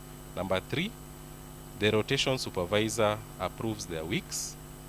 Number 4, the student submits for review upon all conditions met, and you will see those conditions later. Number 5, the training supervisor approves. Number 6, the head of department gives approval. And then the last one, but not least, the logbook is complete. Once the logbook is complete, they will be able to download a very nice logbook. I don't know if I had opened it. Let me just skim through it so that you can see.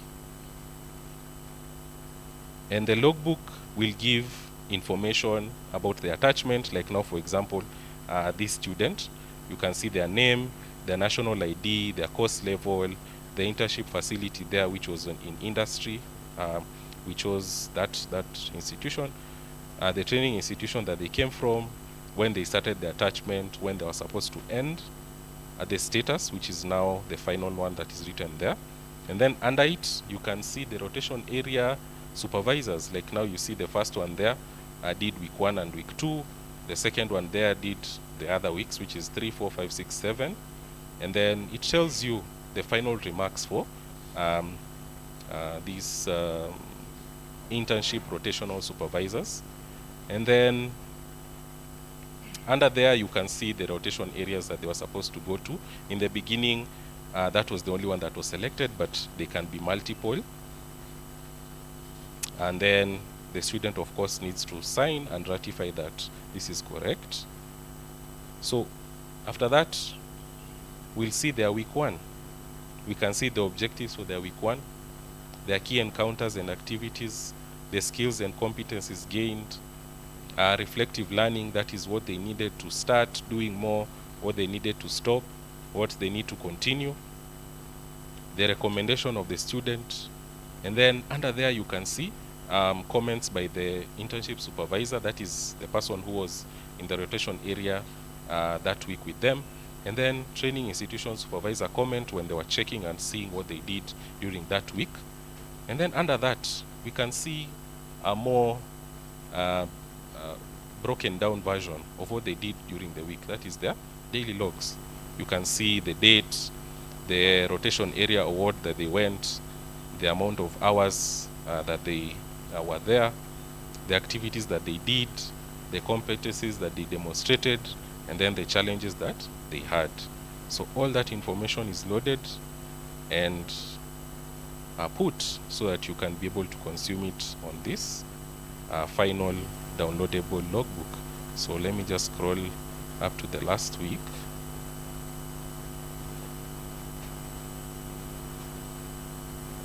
So this is dummy data only for presentation. Okay. So in the final area, we'll need signatures for every rotational supervisor in the internship center. For example, week 1, when they went to the first supervisor there, and then from week 3 to 8, when they went to the other supervisor, they need to sign and ratify that what has been downloaded and is going to be presented to the institution is correct. So the final one is definitely the training institution supervisor signature, and that is complete. So that was just a quick overview of that. Yes, pardon? Oh, that was the logbook that is downloaded once the process is complete. It is available to the student, the HOD, us, of course, and the training institution supervisor who went to. Yes. Okay. So for the industry supervisors, they access. Let me go there. Let me go there. Maybe hospitals, the food industry. Yes.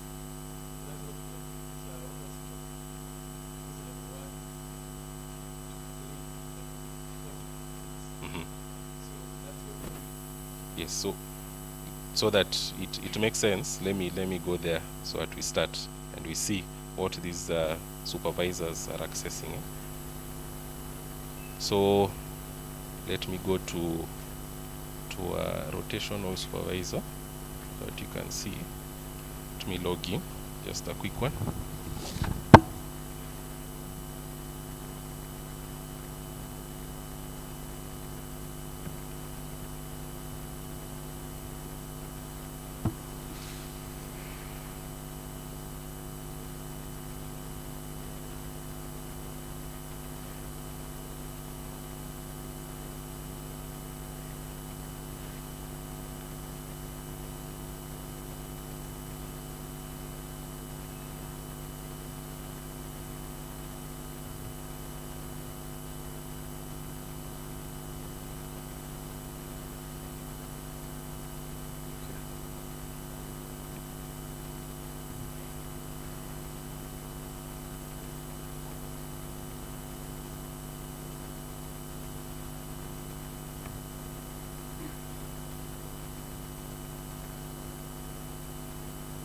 So, as a internship supervisor, they are able to see cards there, to see just an overview on what is under them. For this one, they only have one student. And for that one student, as they move through different sections of their internship journey, they'll be able to tell. So, number one, the internship process is in progress. What does that mean? It means that they are still at the facility or the industry, and they can be able to assess them on ground as their rotational supervisor. So what do they access? So for example, for this one,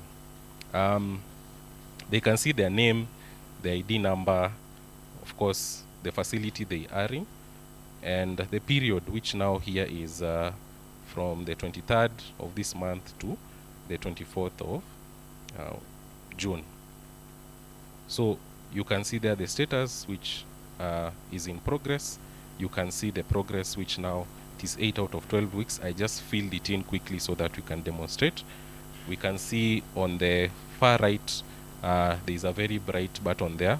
The top one is written 3x3, which shows the checklist on what the supervisor is supposed to follow. And then the button under there is written view. So let me click on it. So when they click on view, what do they see? They see now more information about the student. They can now see the number of rotation areas that are under them, which for this one is all of them from the 1st to the 8th week. They can see an approval. They can see a request resubmission, and then they can also view the placement document, which you're going to see what that is about in a few minutes. So I think I'll need to zoom out kidogo. Okay. So once I zoom out, under there we have tabs. We have 3 tabs.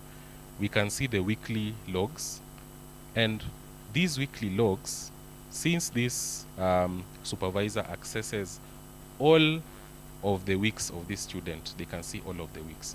But imagine a situation where a supervisor, for example, is in the maternal health, maybe I am an IT guy, so I may not know the exact terms, but maternal health ward.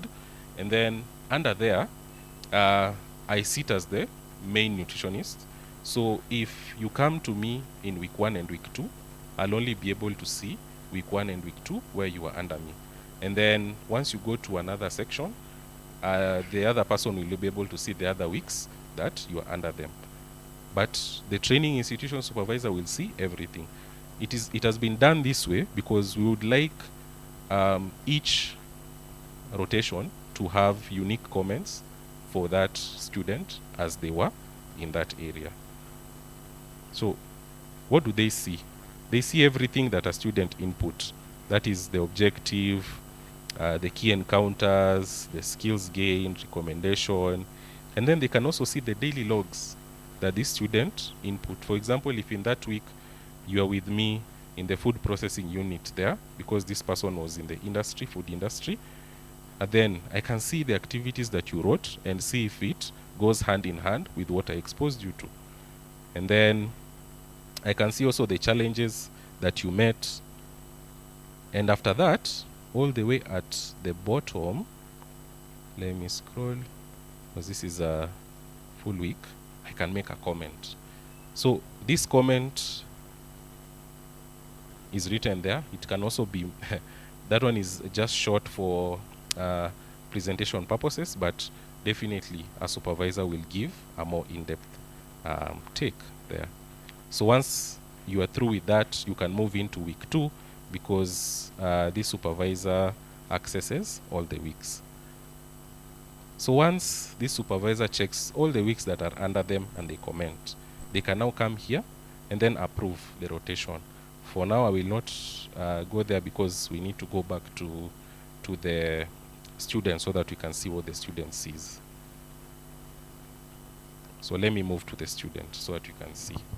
So I'll use a clean application for a student so that let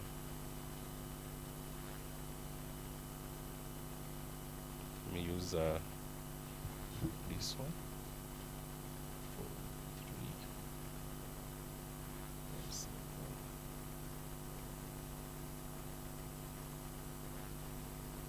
Okay, let me register them. Oh, and this attachment logbook system is only accessible to students who have applied for indexing with us, and then they have at least completed their payment. Once they do that, those 2 key things, then they can start accessing. A student maybe who is probably, for example, they were supposed to sit the examination in March, and they are going for their attachment in April. We have allowed them to continue and do the attachment, but they basically at least need to start the indexing process so that we can identify them. If they've not done that, then automatically the system will not recognize them.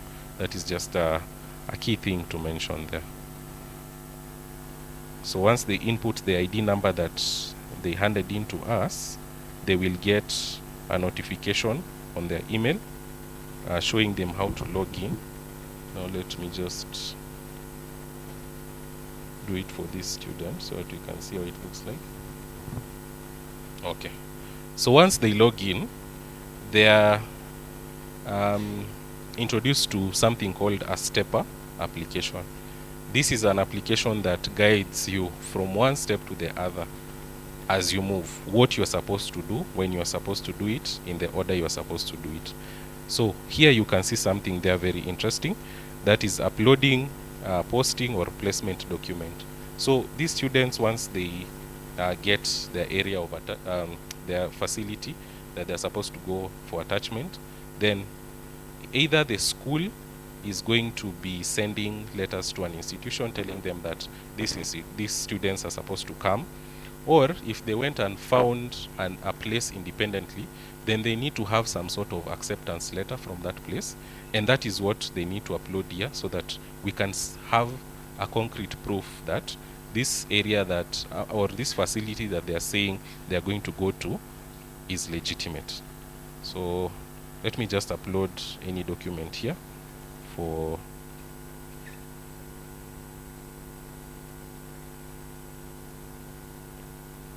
demonstration purposes. Okay, so as you can see, it has done the necessary. It has uploaded the document. Once it is uploaded, now the team can be able to see it. The team includes you as the HOD, the training, the assigned training institution supervisor, and then the rotational supervisor can also be able to see that. So once they do that, they need to give us more information, and this is the area where they're going to give it to us. So number one, the facility type. What is the facility type? For here, it has been broken down into 4. That is the hospital, the industry, or research, or community. So the 2 main ones that many of our students go to is either food industry or a hospital. So when they click on hospital, under it we have rotation areas. They need to tell us in that health facility what are the rotation areas that they are going to be exposed to. So it can be pediatric, surgical, maternity or labor, intensive care unit, renal unit, medical ward, outpatient department, diabetic clinic, neonatal unit, orthopedic, rehabilitation, oncology, geriatric, maternal and child health clinic, patient support center, and then gynecology. If you've seen anything that has missed out, maybe you can point out later. Okay, the third thing, the facility. So for this section, it's a bit unique because we have pulled all of the hospitals under the Kenya Master Health Facility List. This is supported by the Ministry of Health and I think WHO, if I'm not wrong.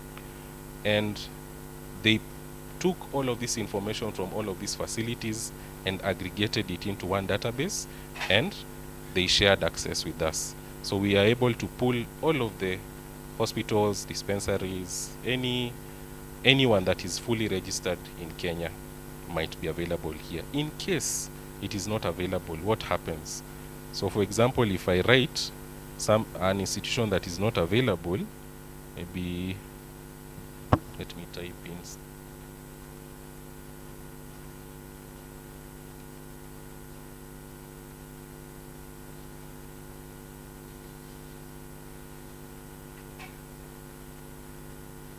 You see, it allows the student to continue, but this student has to type in the correct name, and then once they add, it is going to automatically add that facility or that industry into the list.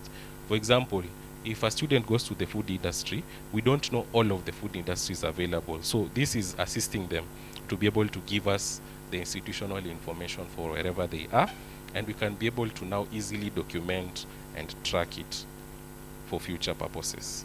So for example, I'll just, yes.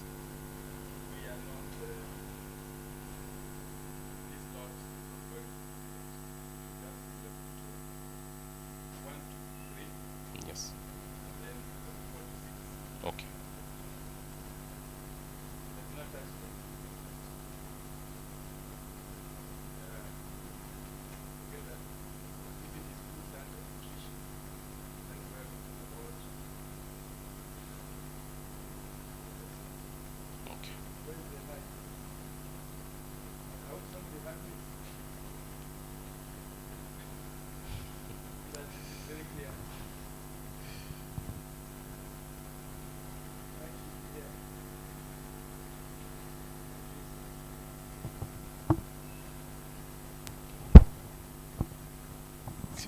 Studio, you don't like me? I'm saying what we are demonstrating here is level 1 to 3 for community, level 4 to 6 for higher hospitals. Okay, that's clinicals. For the food industry and any other, we'll use them for other programs like food science and nutrition. We can allow attachment at food industry, okay? Because that's unique. We are also introducing a course which is called a higher level professional course.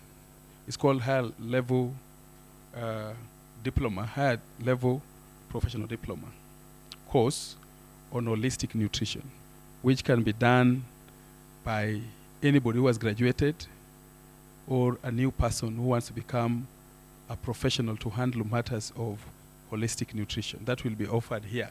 Is not offered in the college. So such, when they go for attachment, they will be assessed through that process. That is where we can take them to industry or to an NGO or any other institution. Okay? Yeah. Okay, Thank you, Daktari.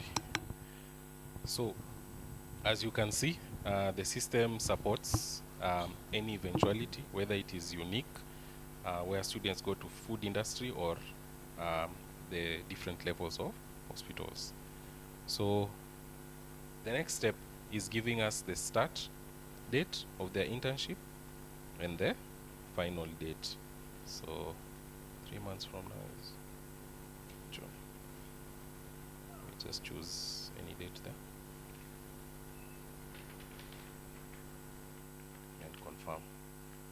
So the next step here is just a declaration, simple declaration there that the student should read and understand.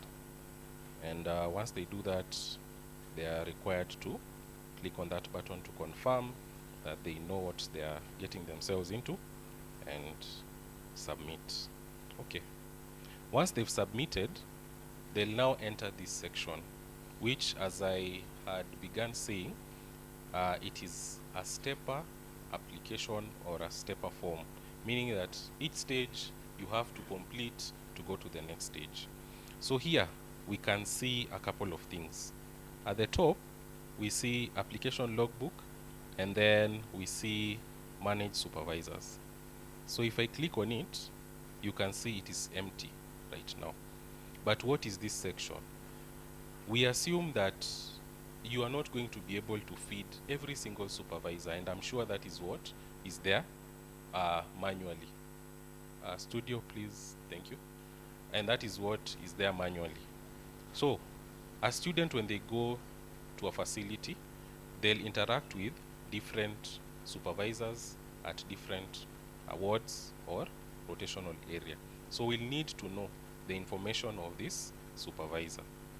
So they'll give us their name, their email address, phone number optionally, title or designation optionally, and then at the bottom there, which is a very important area, they'll give us the week that they went to that supervisor's rotational area or ward. So here, it's going to now start making things clearly, where now this supervisor, once the student is inputting daily logs, inputting weekly logs, they'll be able to see exactly the information that they need to see, and it starts here. For example, now, if this student was going to week 1 to renal unit, and then week 2 still to renal unit, this supervisor will be able to now comment on what they've written about what they did in that rotation area. So for now, I'll just close this, and I'll go to an application that is already filled. Just a second, so that you can see.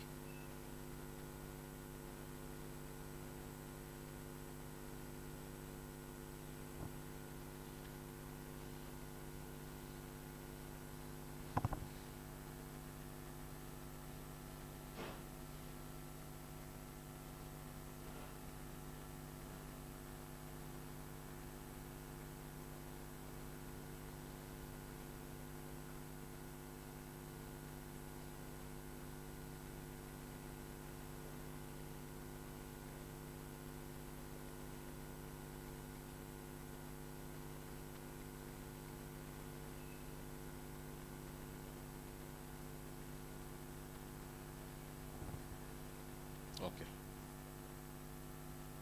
So if you've noticed, the page has quickly gone through the sections that we've already filled, which is the creation of the attachment, declaration, upload of the placement document, and it has taken us all the way to the weekly logs. So in this area, for this student who has already filled, we can now start seeing interesting things. We can see here the rotation supervisors. As I said, in that, when I logged into a rotational supervisor, you could see that the same supervisor was week 1, week 2, and then the same supervisor was week 3, 4, 5, 6. So as you can see there, it reflects what we were saying. This same supervisor accessed these different weeks. So it can either be, they can do it in any way they want. If they want to fill 1 week, 1 supervisor, hivo, mpaka chini, or they want to fill from week 1 to the last, the same supervisor, it goes according to the facility that they've gone to, because I would assume maybe certain places, maybe 1 or 2 people are the specialists in different areas. Okay. The next thing, daily logs, weekly logs. I'll start with daily logs. So when you open it, it will load that section, give you a table, and it will arrange it from the earliest to the latest. Yes, as you can see there. But you can be able to click and rearrange it the other way, or even the hours. Yes. So in this section, if it was empty, the student can easily click on that tab and go to add. And in this area, they can choose the date. They can write the hours that they worked. I think, let me just write 7. They can now choose the rotation area that they went. And as you can see here, it loads only food industry rotation areas, because this student from the beginning, they had stated that they are going to the food industry.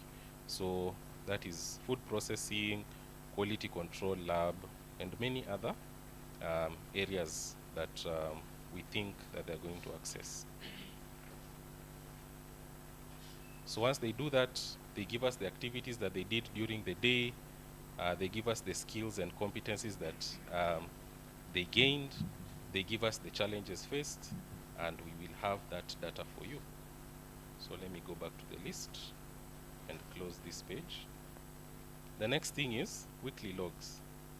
So weekly logs, you can see they'll need to tell us the objectives that they had for the week, and they can write as many as possible. For here, we just had 2. They need to tell us what was the most significant professional learning experience during the week. They need to tell us skills and competencies that they gained, and their reflections on what they want to continue doing, what they need to start doing, what they need to stop doing, and then recommendation. And then at the bottom there, they'll be able now to see, once the supervisor, rotational and training institution comments, they'll be able to load and see in each week what were the comments that I was given.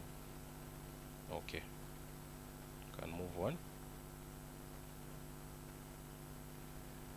So this logbook is very flexible. At any point, the student can be able to download and review what is going on with their logbook. So for this one, if I click on download, it will definitely show everything, because the student has filled. But at each stage, they can be able to click and see their progress if they want, using the PDF. Okay, let's go under here. Under here, we have a checklist, and we have 2 checklists: submission requirements and the weekly checklist. So we realize that visuals are very important to systems. You can't just keep on imagining. You need to understand and to be able to track and see what is going on as you move from one stage to the other. So that is why this area was set up. So they can now be able to see, before they submit, what is remaining for them. Like now for this student, they did at least 8 weeks submission. They did all the daily logs required. They did, they uploaded their reflective summary at the end. They uploaded their case study, and the internship supervisors commented on all weeks. And then the only thing remaining is for their rotational supervisors to click on approve, so that they can go to the next stage. Okay. Then under there, we have the weekly checklist. The weekly checklist just informs them that maybe they skipped something, they did not upload their weekly information, or it notifies them on the number of days that they did their daily logs. Like for this one, week 1, you can see there it clearly says that the student entered it 6 times. So we can move forward to week 8, which now interesting things are happening here. Okay, so in week 8, they are now able to access a few more things to be able to share with us. Number 1 is the case study. So For assessment of this student, they'll need to find a case study that they are going to focus on, and they are going to give us a description, and they're also going to upload a document, a PDF or a Word document detailing what they did during that case study, just to understand in detail on a real subject the competencies that were gained by this student. And also, we had attendance upload there in case there's an attendance form to be filled. Okay. The next thing is the reflection summary. So here they can give us the overall reflections for the process. That is their challenges, recommendations, recommendation to the training institution, conclusion, and they can submit that. So at this point, what is left only is the approval of the internship or rotational supervisor. So what the supervisor is going to do, they are going to go back once they check all their comments and they make sure all their comments are entered, and they'll give a final remark. Once they give a final remark and submit, I think I should do that so that you can see. Let me try and log in again.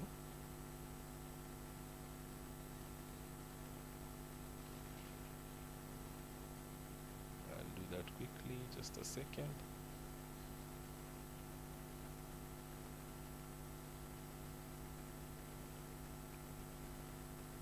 Innovation Conference 2026 and the African Prestige 100 Honoris Awards Gala will now hold on the 25th of April.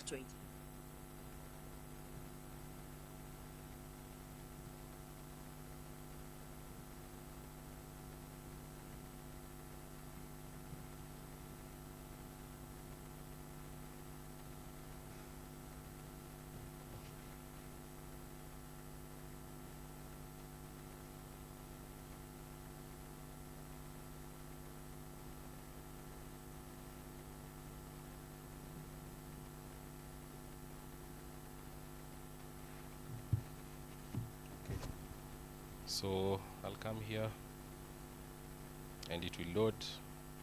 Oh, in case the student, for example, I assess the student as a rotational supervisor and I see that some information that they entered does not go in hand with what we did during that week, then I can click on request resubmission and give a detailed explanation on where and when I want them to upload and write correctly. So once I send that back, Global it Leadership and will share an Innovation email Conference with the student and tell them 2026 that I've and the given a African communication Prestige about 100 it, Honoris and they'll need to Awards upload. Gala Once they will now update, they'll hold send it on the back 25th of and April I'll be able to 2026. continue. Thank So that is just a middle step there, but I'll come here so that you can finish this.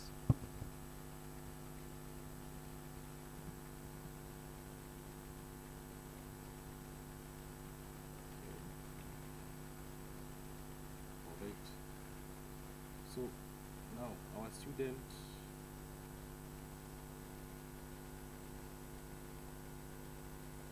has moved to the next stage. And if I come back to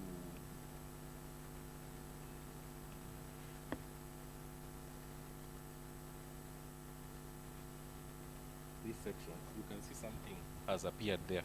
There is a blue button that has come up now, which is written submit for review. So now at this point, if you come down here and check the checklist, you can see all of them are ticked, and then under there is written all requirements met. Your submit to for review button is now active. So you see, there is nothing that is skipped. The student has to move one step to the next so that we have a clear checklist and quality is assured. So I'll click on it to submit. Let's see what happens. Good. So clearly there it shows logbook submitted and a review. So from this point on, now the training institution supervisor is now taking over. So we'll go there and see. Let me look for that tab. Yeah. Okay. So this is an account for a training institution supervisor.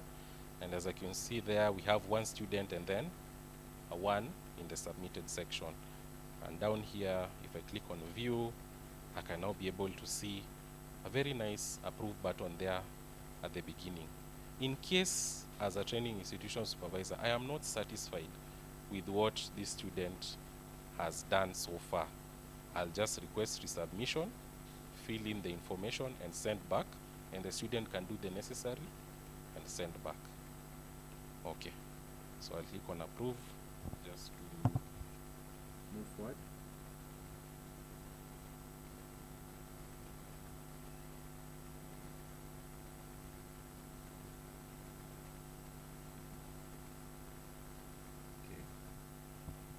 Alright, so as you can see there, even the status has changed.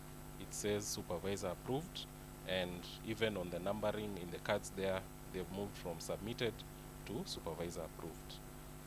So what happens at this stage? If I go back to the indexing data dashboard, let me locate it here.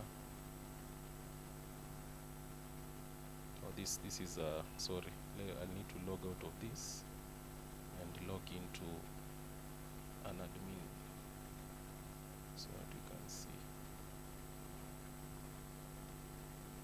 Let me log into an admin so that we can see all of the applications at once.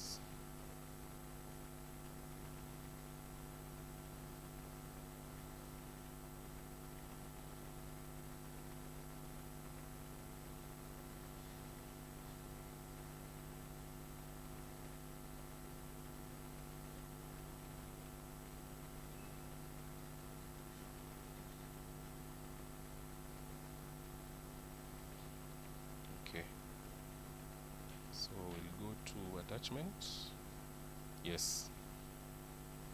So now things are moving nicely. So we can see here the 4 tabs and we can see more information. Now we have 3 because this is an administrator account. I can see all of the training institutions and all of the attachments. And it gives us information there about the different attachment applications and where they are, which maybe you'll interact with later, and I'm sure you'll get to understand what it's about. But so that we can save time, I'll move forward. Once I move forward, as you can see here, we have that first row, Mr. Oliver, the person who was in food industry, that we have moved from internship supervisor, training supervisor, all the way up to now the HOD side or the faculty side, hope they can see.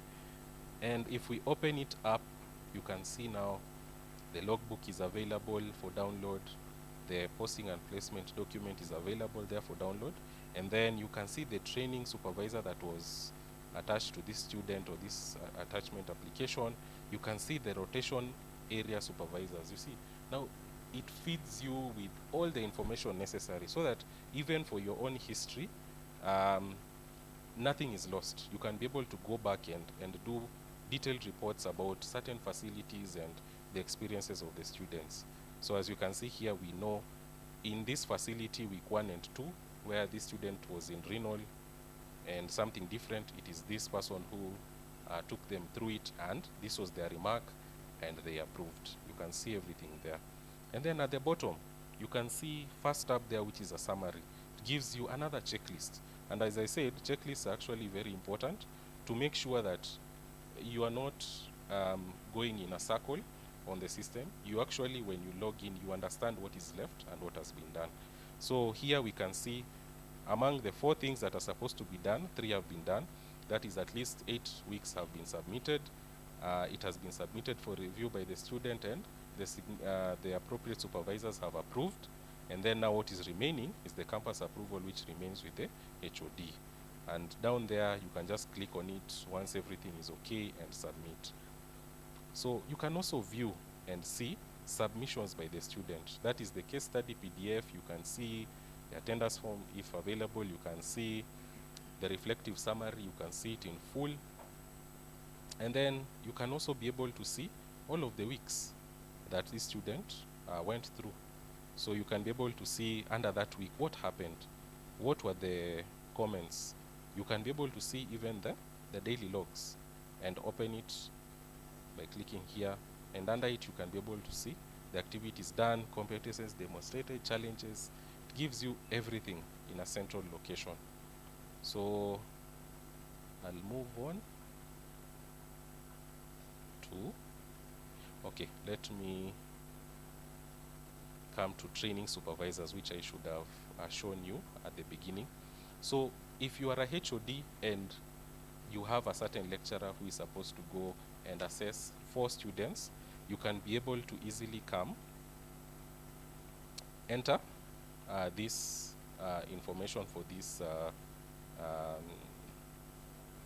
faculty member or lecturer, and then once you save, they'll now start appearing in the attachment section.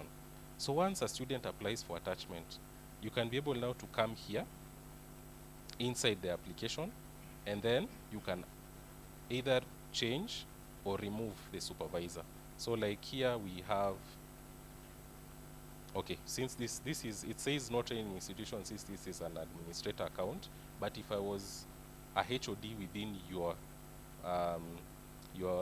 training institution, it will come under there.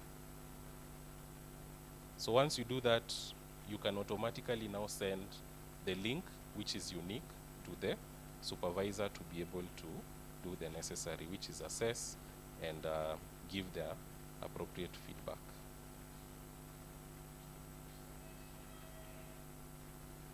Okay. So the last but not least section here that is important is the logs. So the system generally documents everything that happens within it. Every single action that you do is shown. That is good so that we can easily roll back anything, and also you can easily be able to review. Okay.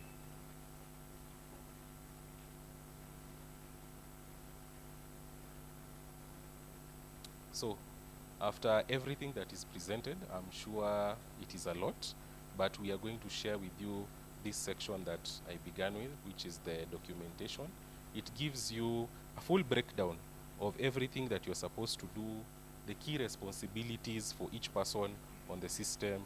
And then under there, it gives you also a step-by-step guide on what you can access on the system.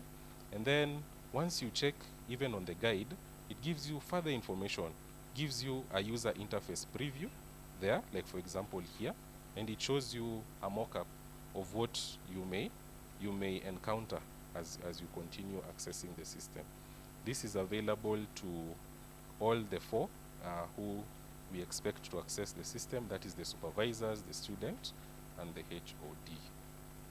All right, so thank you so much. I'm sure that was very long, but hopefully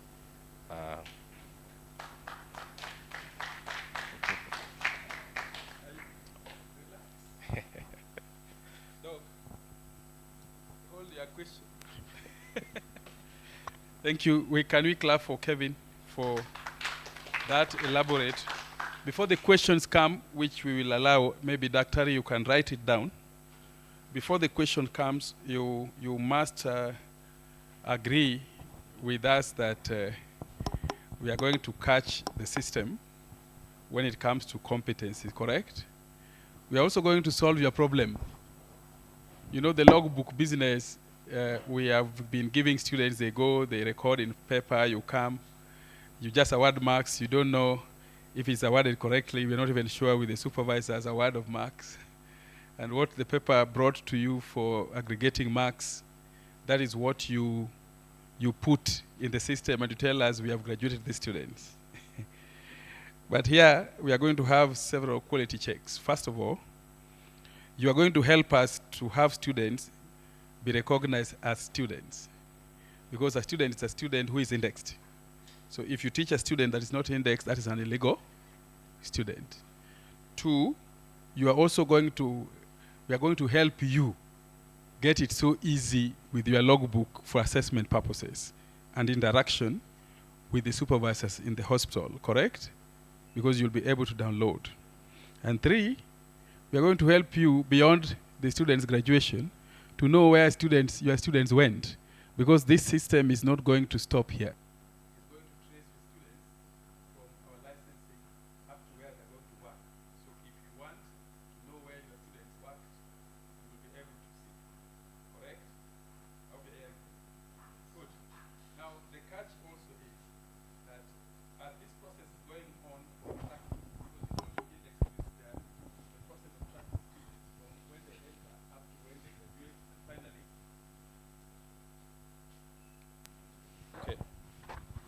start again. As I said, this tool is going to help you to manage your students when it comes to logbook, including interacting with facilities and supervisors. It will also help you to track your students up to where they are going to work, because we'll go beyond the graduation. Even after licensing, we'll still trace these students up to where they will be working. So getting data just to know where your students went, whether they're employed or not employed, will come from this system, okay? We are also going to be very keen on the competencies from our side to monitor how you are placing students for attachment and whether they are really in attachment or they are joking. And their portfolio system will be used also to see the competencies beyond your grading. Because for us, your first-class student might not be our first-class students. Reason being, you might award a credit or distinction, but then this student is not very good in competencies when we look at the critical case studies and the reports that they have from the clinicals. It will also help us solve the problems of assessment, which has been very difficult because the current assessment method is based on an A student. Are you hearing me? A student. That somebody scores an A, you think they are better. That's not correct. A is good. But we have A competency and A theory. Are we together? So with A theory, it is good enough for you. But for us, A competency is the most important. And I want to tell you, we had a case of a Down syndrome student from KMTC who scored all E's in theory. But when she went for attachment, she scored B and B pluses on competencies. And so we had to make a decision whether that student graduates in KMTC or not. So it involved the KU Special Needs Department, the legal department, that is the lawyers, us as regulators, and KMTC, to decide whether that student graduates or not. Eventually, the students graduated with E's in theory and B in competency. So the Down syndrome student is now working. So we must also incorporate people able differently with their minimum competencies needed for them to deliver a service. And we have known there are A students that you give them work to do, they can't do. We have to trace them from their competency. So the assessment is not going to be based on A, so that they end up being frustrated to be employed by C students. Are you hearing that? That's in education theory. With this, then, at a later stage, we will be training students also on how to use the system. We'll also be training HODs, because HODs, they come and go, isn't it? So there needs to be continuous training on this. And so when we reach that level, you people are lucky because we'll do the first test. But as it grounds itself, we will introduce what we call attachment management systems hosting levy. Are you hearing me? You know, NITA is hosting, is charging training levy. Okay? So as we'll charge, Martin, I hope you're recording, attachment management system hosting levy, which will include for training institutions, which will include all these trainings, because you know what has gone into that system? If this system was provided by ICT, Ministry of ICT and government, you'll be hearing of billions of money being asked for such a thing. Are you hearing that? So that will be introduced, and we'll also introduce what we call a student training levy for the training institution. It will not be a lot of money, but there will be no training for free. And then we also have what we call student placement in work station. That means after they are graduated, how do you trace your student? Remember what we have said about your publication is that you need to tell us the market analysis impact of your student since you graduated them. Where are they? Do you follow them? Or you once they graduate, you release them like the crocodile, which releases the young ones to go wherever they want. You get this? So you'll be able to see that we have graduated 300 students, 5 of them are working, 10 are not working, others have gone abroad. You get that? So that traceability will be done through this system. And so don't ask why are they charging. You've seen the effort put. Your work will also be very easy as a training level. You get that? And so we will also be it will be very easy for you to know the people working in the facilities, because now they will be in the system. So you don't need to struggle who is working in level 5, Nyeri, level 5, or level 6 hospital. So it's a lot of things coming into this system. Now that we have done that, I'm going to open it for a few questions before we go to the next session. And I think, Daktari, you had a question that you needed to ask. Can you ask it so that we can respond? We are not going to take a lot of questions. We can take 3 questions. Then if there's any other question, you can deal with Martin and team to get responses. But on the floor here, let's have 3 questions. Starting with Daktari here.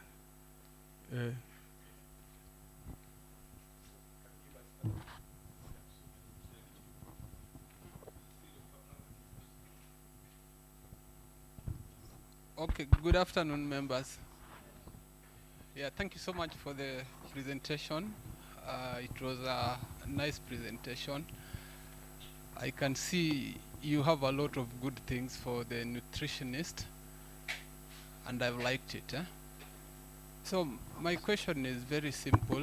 Like from the discussion, I found out that whatever you are trying to bring up, it's something which is collaborative, whereby you have to involve the student, you have to involve the training institutions, and also the clinical placement areas. So my question is very simple, because like when you are presenting, you mentioned that the facility supervisor will also be involved. Like they will be required to interact with the platform. So as the training institution, when are we going to inform them that they need to interact with the platform, considering the fact that they've not been invited for this training? It's only the training institutions which have been involved. And then the other question is based on the logbook, which I feel it's like something which is supposed to be accessed online. So will the students be accessing this logbook with their phones, of which you find that most of the students don't have laptops, but they use their phones? So will they be accessing this platform with their phones, or we are supposed to encourage them to buy laptops? Okay. Yeah. Those are 2. Yeah, those are 2. And then something else. I said 3 questions, so you have taken more questions. You see. Okay, this is the last one, please. Okay. Like at the institution level, you find out that it's not just one person who goes to assess the students. There are also some other lecturers. So does that mean that after this training, as we are going back to our institutions, are we supposed to go and take them through whatever you have taught us, or there will be another day for such an exercise? That's Thank all. you. I think we will answer you that one first. That is how I like answering. The first question you are asking about the interaction with the facilities. now that they're not being trained, you are jumped because that is not your area. We will have direct interaction with facility preceptors without you, which means that they will also be directed on what to do, including rejecting those who are not indexed from getting into attachment. Okay? So that is another section with the facilities. And you remember, we have shown you the master facility. So all the people that will be in the value chain of supervision, by addition at facility, we will train them on how to use it, correct? That is why we give them CPDs points for that particular exercise. That's okay? The second question that you have asked is about the addition, those who come to supervise. The head of department has a responsibility to add those who are supervising, and therefore they can train them. But if the head of department is defeated to train, we will still be called upon to train. And if we are training you, then we'll have to charge you training levy for both students and staff. Are you hearing me? The third one was which one? The phone and the laptop. If I'm told that a college is admitting students that they don't insist that they must have laptop and they must have Android phone, then that is not a college. It should be closed. In the current era, college is not the same as Harambee High School. They expect to enter into a place where they will walk in with laptops. If they don't walk in with laptops, they will come with Android phones. That should be a requirement for any student. Now, this system can run both in laptops and also in Android phones. So they can access it anywhere and upload anywhere with their phones. Are we together? So we are also going to, this is a digital country. You have seen His Excellency the President brag with the digital systems in place. You know about the digital superhighway. What we have here is also fitting into the system of digital superhighway. Are we together? So when you are telling students that you are being admitted in nutrition, please ensure that you have your own laptop, however cheap it is, or at least an Android phone. These are higher grade students. And then they will have to do it. When you are in school, we used to be told that when you come for this subject, there will be practicals. So ensure that you have your practical money, which is not part of the fees. And we could carry it those days. So it means this one also they will have to be told. They all have, 90% of students have Android phones. 90% of students in Kenya, a study has revealed that they are getting into TikTok. So that might not be a big problem. It could be worse if you were talking about primary school, okay? But college level, that will be okay. There was we can get another question. Now that we are closing, we'll only take two. And do one. Don't do two. Thank you. I will do one and maybe a comment. Yeah. Just do one. It's okay. Your comment you can write. It's a comment. You like comments when people are hearing? In a form of question. Okay. So my first question was, you've talked about competence so much, and that's where we are going. And I felt the logbook at some point, it was a bit wordy when the student will be doing. Can the system accommodate, let's say, the video part? If they are doing a certain competence, they can upload the video. That is one.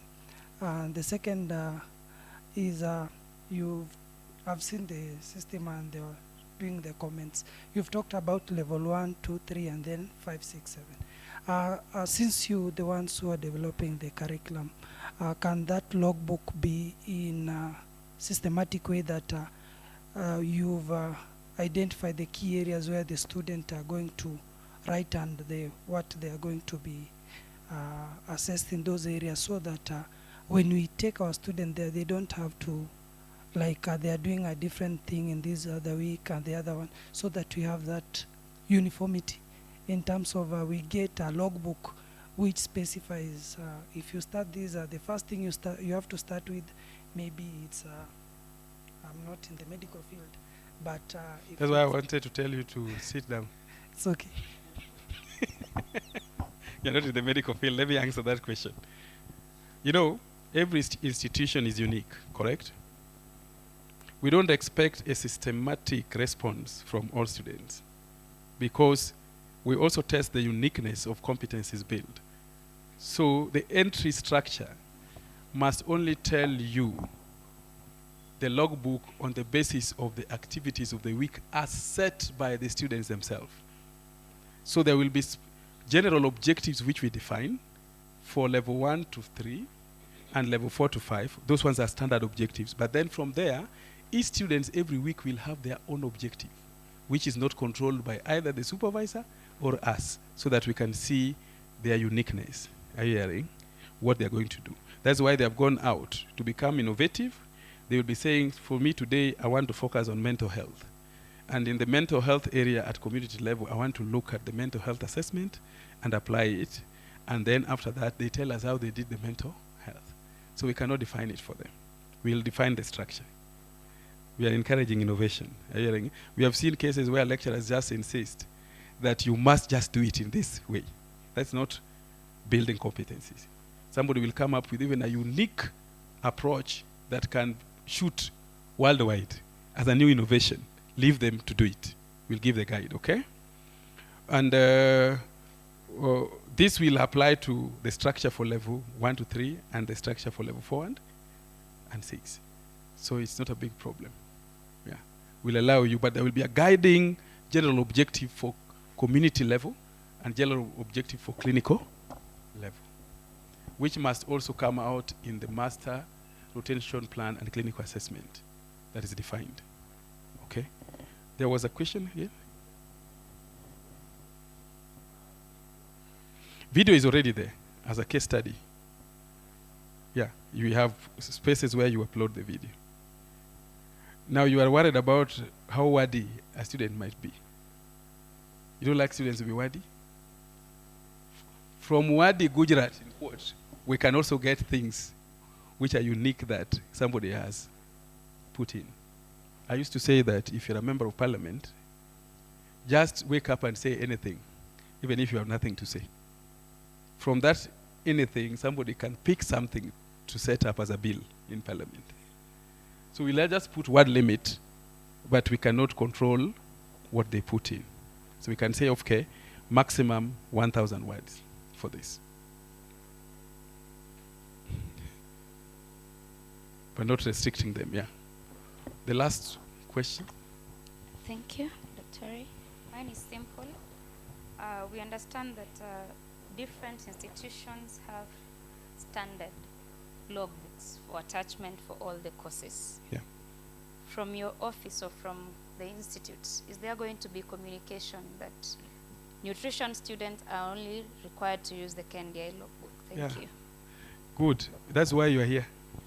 We started by inviting your VC. And so you are representing your VC, your principal, your college, okay? Once this is done, a circular will come with affirmation that no one will use any other logbook for nutrition except the KNDI logbook. Are you hearing me? And that is why we are talking about those training charges. So you don't use your logbook. Everybody will be using one single logbook. You know what the law says? To set standards for nutrition and dietetics training and practice in the country. Who does that? KNDI. That's why even SINDAC send their curriculum here for approval. This institution is very powerful. It's called self-regulation. The CS education and the PS education cannot define a curriculum.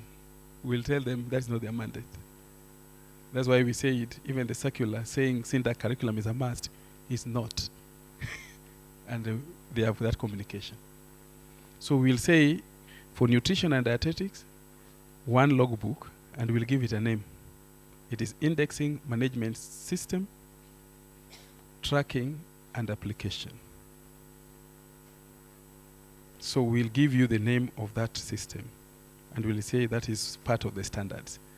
Okay?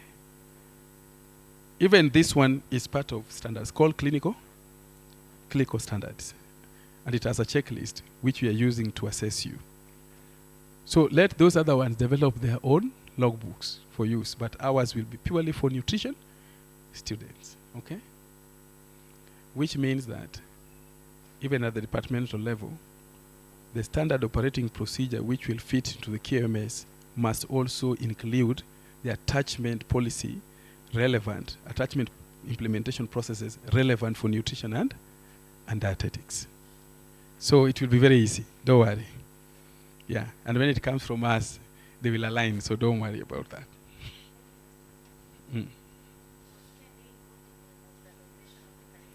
Yes, we were involved and we have said no. So very soon we are going to write to SINDAC. They are crying, but we are going to tell them that no medical course should be modularized. We had discussed that, Martin, I think, in Ivasha. We agreed that there is no part certification. We agreed on teaching of modulars, but then when we realized that the trainers were complaining that implementing is difficult, we are going to tell them no for nutrition. Very soon you'll see a letter to SINDAC, no modularization. Just teach the curriculum as it is. It is even weaker. So we are even going to suggest for them to review it to include content. Okay? That is how people assess curricula. And when they find that it's not implementable, we change. And who changes? The one with authority. So modularization is not going to apply for nutrition just like any other medical program. And there's no part certification. You cannot do 4 modules and you say now you can be given a certificate to run simple things. No, not in medicine. This is human life. Yeah. So I think up to that point, we have exhausted everything. Don't you think it is a necessary travel? It's very necessary. And as we work together, we'll be going through this. So we want to go to a simple thing, and then we go to the handing over of mannequins for those who have their own. It is always good to give a chance to someone who has complied to talk. I don't know who will be talking from Thika. Now that you are 3 men, the lady will talk. Hallelujah. The men accept. The way you're looking at me is like, you don't like ladies talking where you are? Okay, so the lady will talk. And she's also a major lady because she's the only one who has complied. The rest of the campuses have not complied. Correct? So Madam will talk. I'm telling everyone, Mabele, all these men here, they have not complied from their campuses. But Madam here has complied. So who is supposed to be given objectively? You accept? No, not even a single comment you'll make. Okay. Then we'll give Taraka also to talk. But for now, I want us to get to studio. Can you put the gala ceremony clip, and then Laura and the team, you can come here so that you tell the institution, you deliver all those information, the hard copy ones, to the institution. So we can go on studio. You can put my face off. Then it's a few minutes.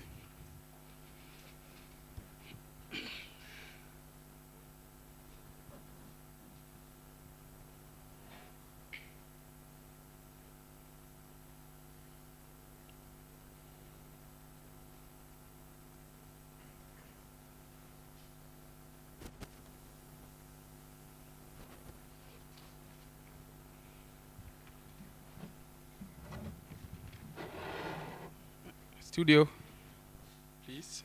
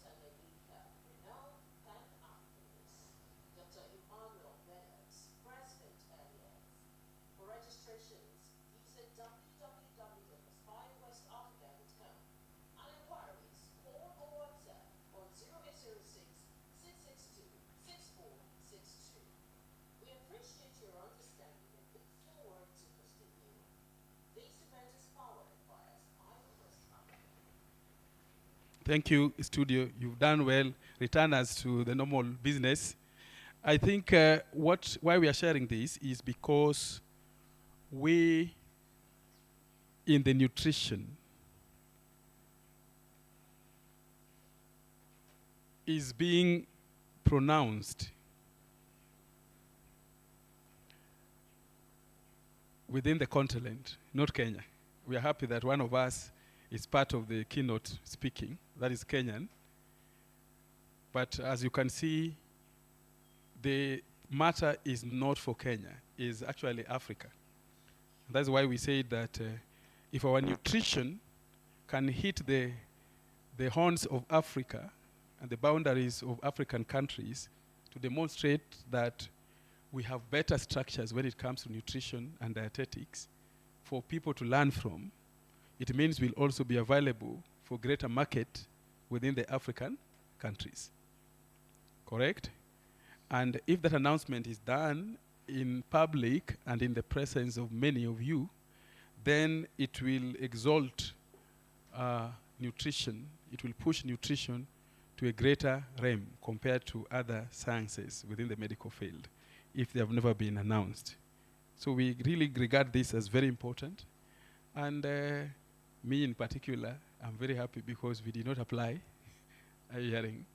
What they said is that they did a spotlight. And let me read for you what the 100 Honoris Award says. It says that the African Prestige Honoris Awards is not one of the most, is one of the most African respected platforms celebrating excellence, leadership, and transformative impact across African continent, and designed to spotlight. So spotlight means that you don't apply. People nominate in your absence, and they say this is the one that deserves it. You get that? And future. This annual prestigious recognition honors top 100 trailblazers whose influence drives progress, inspires innovation, and elevate the African narrative globally. From visionary CEOs to pioneer creators. You know, we are pioneers. All the things we have done here in Kenya, to be honest, no one taught us how to do them. We initiate them. And most of our training guidelines have been borrowed by other regulators, including the standard checklist. Okay? They were generated from zero because it was just an act. From nation builders to industry giants, the African Prestige 100 Honoris Award stands as a bold testament to Africans' finest minds. I like if somebody calls me one of the finest minds. Don't you like it too? And the extraordinary achievement that continue to move the continent forward. So that's why they're saying the African Prestige 100 Honoris Award spans the entire continent, celebrating excellence across 54 African countries. And in this time round, across all the countries, it's only Kenya that was identified as the best leader in excellence, and that is Dr. Keo and KNDI.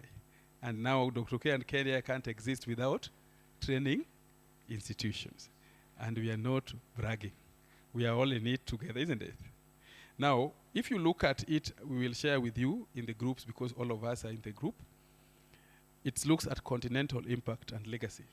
We have hosted many countries here who are looking forward to see how they can set up their regulatory framework. It is only Kenya that has a regulatory framework by an act of parliament in the world, not only in Africa. Even if you go to America, they don't have an act of parliament on nutrition and dietetics. If you go to Africa, the second is Zambia, which has a service act in nutrition, okay? But regulatory act, we thank Professor Julia for that. It was pushed, is only Kenya. Okay? It's also looking at leadership eminence, global recognition. It looks at socio-economic development, innovation, forward thinking, and disruptive excellence. Ideas that no one else have come up with.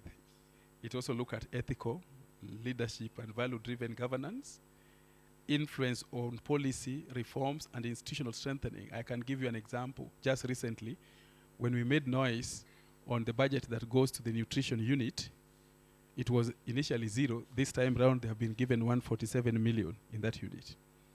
They have never seen that since the Ministry of Health was there. And the finance officer there called me directly and said, you see, Daktari, this time round we have tumepeana pesa mzuri for the unit. And I said that is not enough because 147 million as a fraction of 374 billion loss per year in malnutrition is nothing. Are you hearing? So then they're depending on partners which come with their own objectives. So they have tried, but we are saying you will push more money because we need to go beyond what you have given to solve malnutrition. That is now influencing a policy allocation. And they said, what about you? Don't you also want? I said, I don't want. Why did I say that? I don't want money. We are on non-exchequer, which means we look for our resources to deliver service for Kenyans. Is that not being richer? I'm richer than the CS who is looking for money from Parliament. Are you hearing me?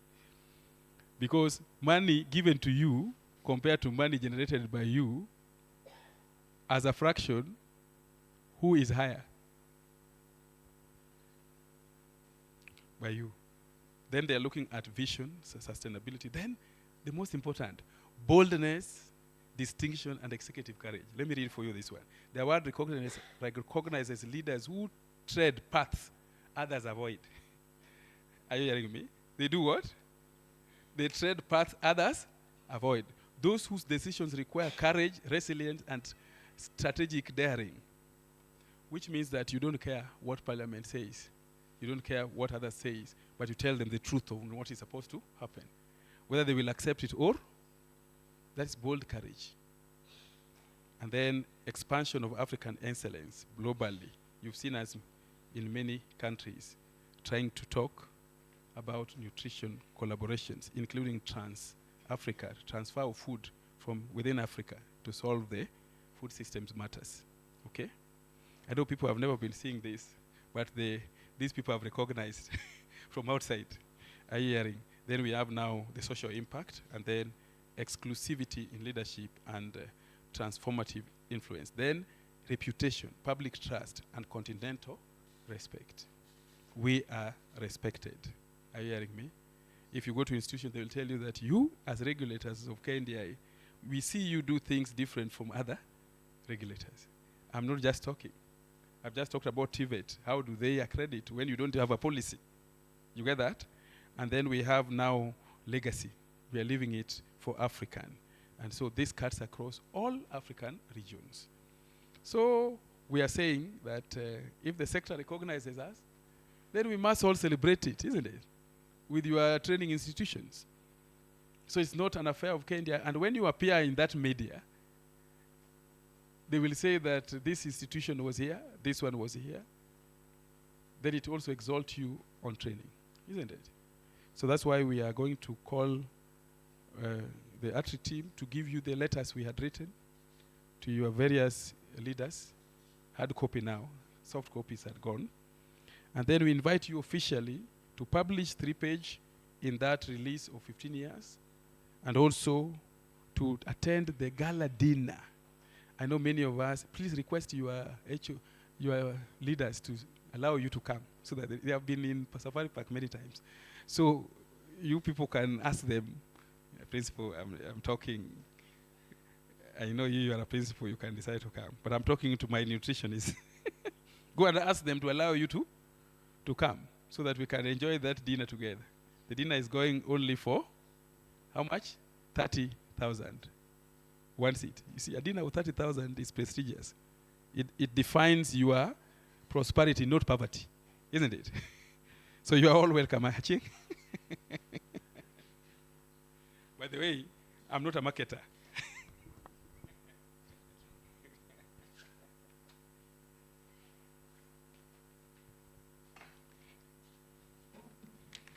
Good afternoon. We can stand a bit and stretch a bit.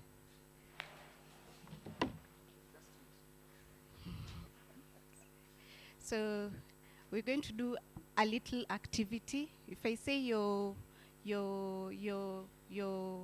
eyes or your head, you touch your hands. If I say your hands, you touch your legs, vice versa. Just a small activity to stretch. So 3, 2, 1, leg. Head. You do the opposite of what I'm doing, okay? Shoulder. Last one, head. Opposite of what I'm doing, head. Waist. Good job. So, my name is Wangara Laura, once more, acting head of artery programs. So, I would like to invite all of you to the 6th upcoming conference. It will be on 9th to 14th November, which the main theme is excellence in nutrition practice, science, innovation, and impact. We shall be sending call for abstract in the course of this month. Kindly, let's try, as heads of department, at least we get paper presentations from at least your staff or from your school. So you're invited. You'll be able to get further details. We'll communicate via the emails. Then apart from that, as KNDI Artery, we have launched a podcast. I would love to request you to encourage your students and even your colleagues, and even for those who are not in the nutrition, you could also join, because it's at this podcast that is KNDI Artery Live.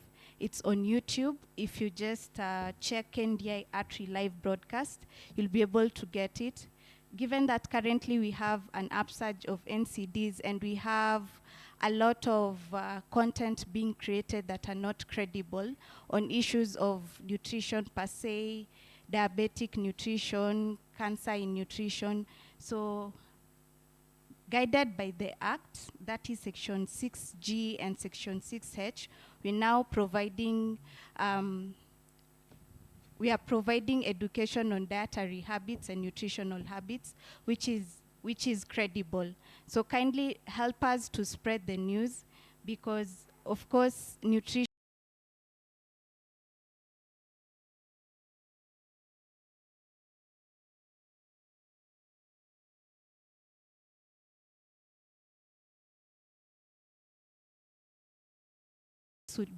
will also be affected. So let's ensure that your household, together with your relatives, and even as professionals, you are up to date with the current issues that are going on nutrition, and also the people, if you have people who have nutrition issues, and even you, if you're healthy, you need to know what to eat well. So kindly ensure you subscribe and you follow us. Every Thursday from 6 to 7 p.m. we normally talk about issues to do with nutrition in terms of professional guidance and of course nutrition education.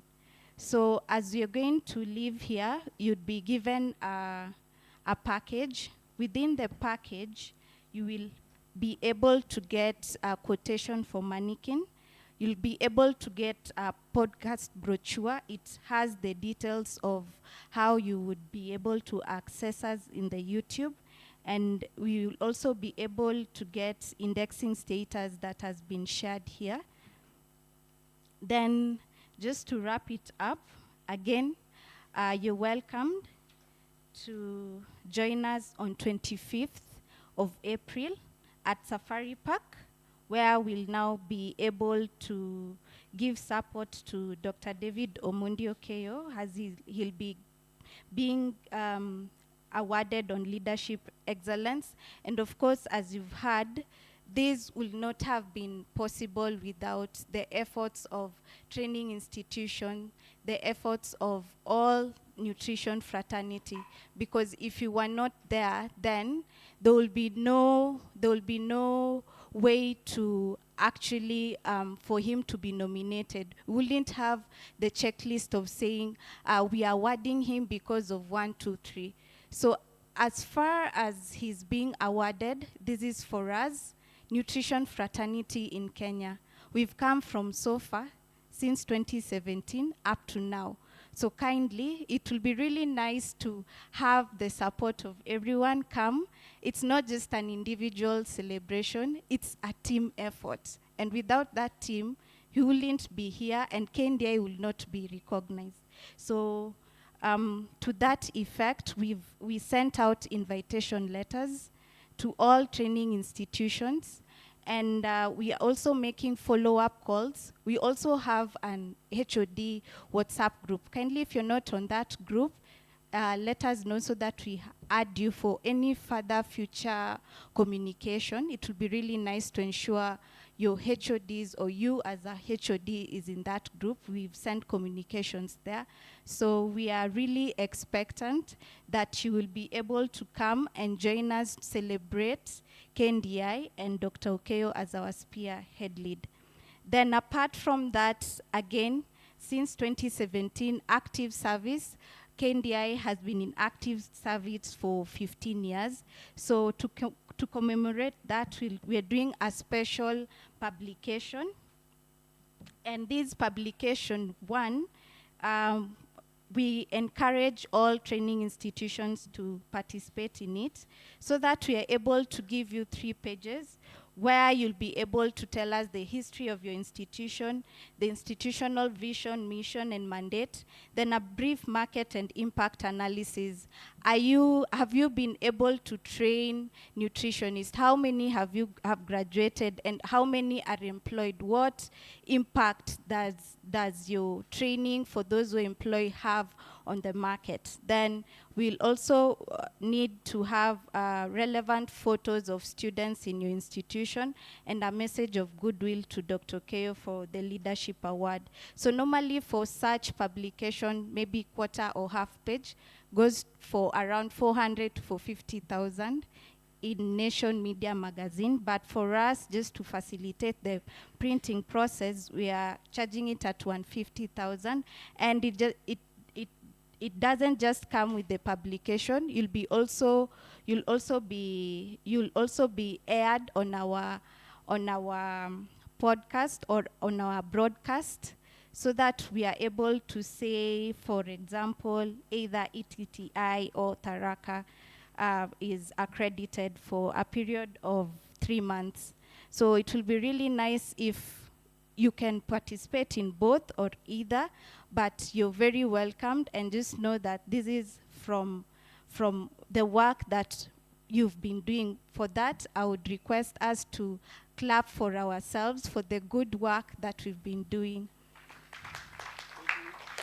Thank you. So we've come to the end. Yes. Laura is the host for the broadcast. The broadcast actually is broadcast. It's live broadcast. The podcast is also coming, and because that is pre-recorded. For this one, every Thursday you tune in, you will see discussions going on there. Hallelujah. Now, we have gone up to that level. We want to hand over the mannequins to 2 institutions here. We have Tharaka University and we have Thika. The history is that Thika have responded very quickly because of the change of eyes, especially for Kisumu. It didn't get it very easy. So when we were going to do again for Mombasa, we realized that it's not good to be changing eyes all the times. Sometimes it's good to sit down, isn't it? And they came and they sat down, and they have bought 4 sets of mannequins for all the campuses. Can we clap for them? Tharaka also had some mannequins with them, but they said they still want additional mannequins so that they can have proper standardized training based on what we are going to generate as manual. Now, these mannequins have costed 826 per set, which is 14 sets. However, the actual price is, this is as 40% of the actual price if you go to the market to buy them on your own. Now, we are shocked last time we had the training that some institution, one even went further to buy this even less at 6 million. That is how Kenyan public universities and colleges are suffering from the suppliers. And another institution also bought the same set at 1.6, still higher, though they had already gotten the estimates from us. Then another institution also purchased, and I'm sure they purchased higher than what we have. And if they purchased anything less, then it is not the high fidelity or the standardized mannequins. So I would advise those who have not purchased mannequins, like Pwande, if you go, you tell Chair and Professor Kainde that they need these mannequins for purposes of training, and it will be useful for both diploma TVETA course and also degree course they can share. And then it will be shared by also other clinical areas or cadres like clinical medicine, nursing, and the rest. So it's not a departmental mannequin for strengthening. So I would want to give, first of all, chance to Tharaka so that they can say something. And I want to say that their set is here, one set. They can carry it anytime. I hope you came with a Nissan, a bus. Yeah, so they can fit and they will collect them today. Thika, you came with a bus? Or you are leaving them to go and organize yourself? How are you going to carry them? You have, all of you are principals, so you all have cars. So each person will be carrying a few cartons, correct? So can we have Tharaka, a team, please come and receive. And you say something. We have mannequins here.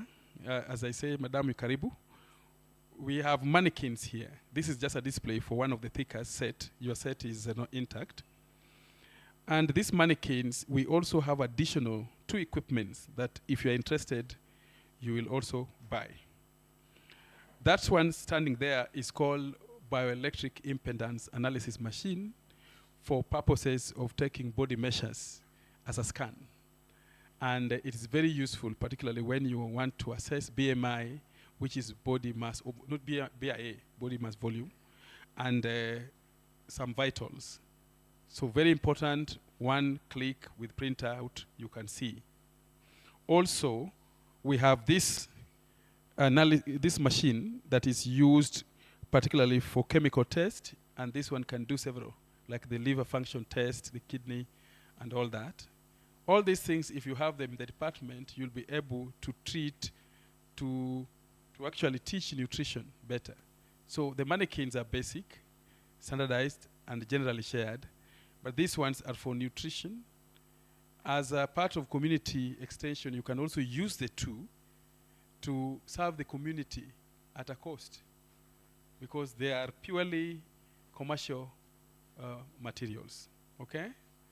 So the quotations for these ones are also there. So if you need, in addition to this, you can also be brought this. They're also very cheap.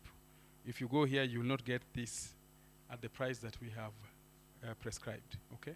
Now, we are not business council. I want to make it very clear.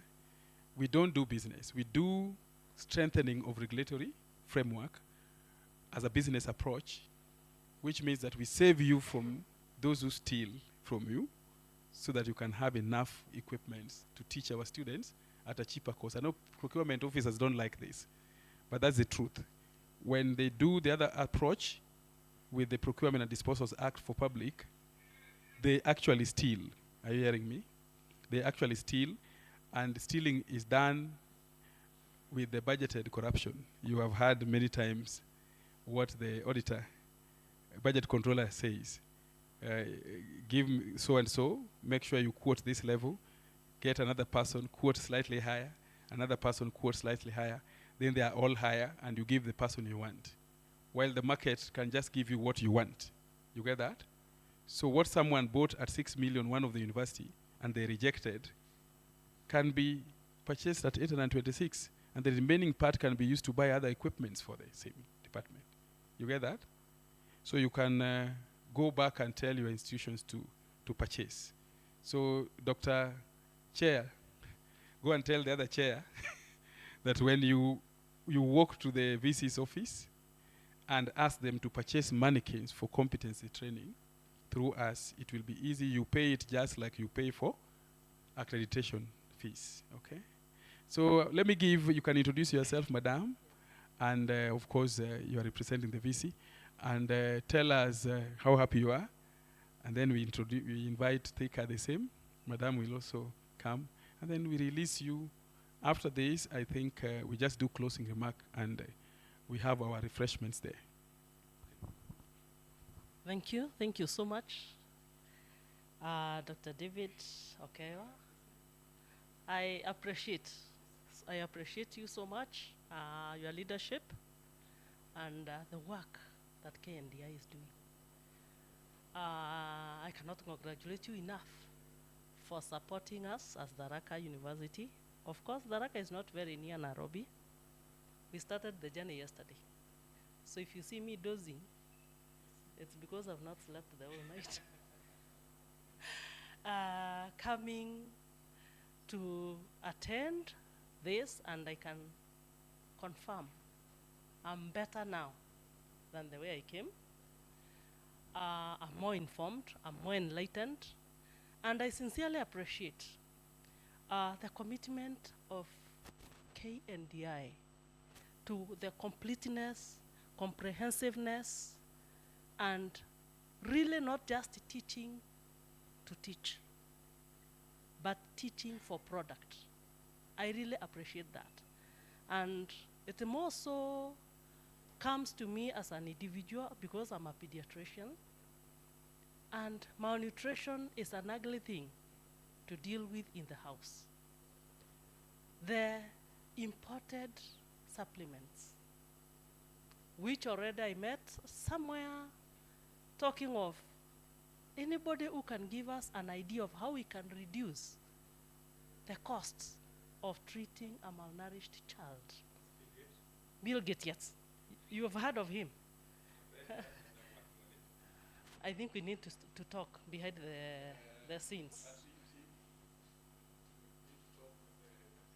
We really need to talk about that issue because I totally agree, I totally believe we are able to completely change that thing. So please, let's agree that after this, when these people go, who are we supposed to? Before I leave, we need to agree. No, this is Tharaka University. Then Tharaka joins in. Tharaka joins in a full board, and we really need to respond to that. And not just to respond to Bill Gates, but to stamp it here. Because there's no need of all that he has talked.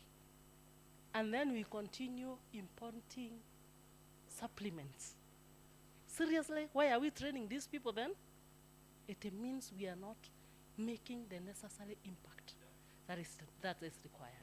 So I think we need to send Bill Gates home. Because if the nutritionists, if the health personnel, if the farming and everything takes their possessions, I don't think we need to import those things. That is just a by the way. Otherwise, I'm so grateful. I have learned a lot. I cannot also have enough words to tell you thank you for supporting us with this. And yes, we were talking of 6 million, and it was like, Tharaka University is a new university, but very fast growing, by the way.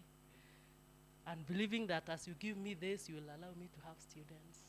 I'm not also talking that on a microphone, that once I carry this, you will allow me to start training.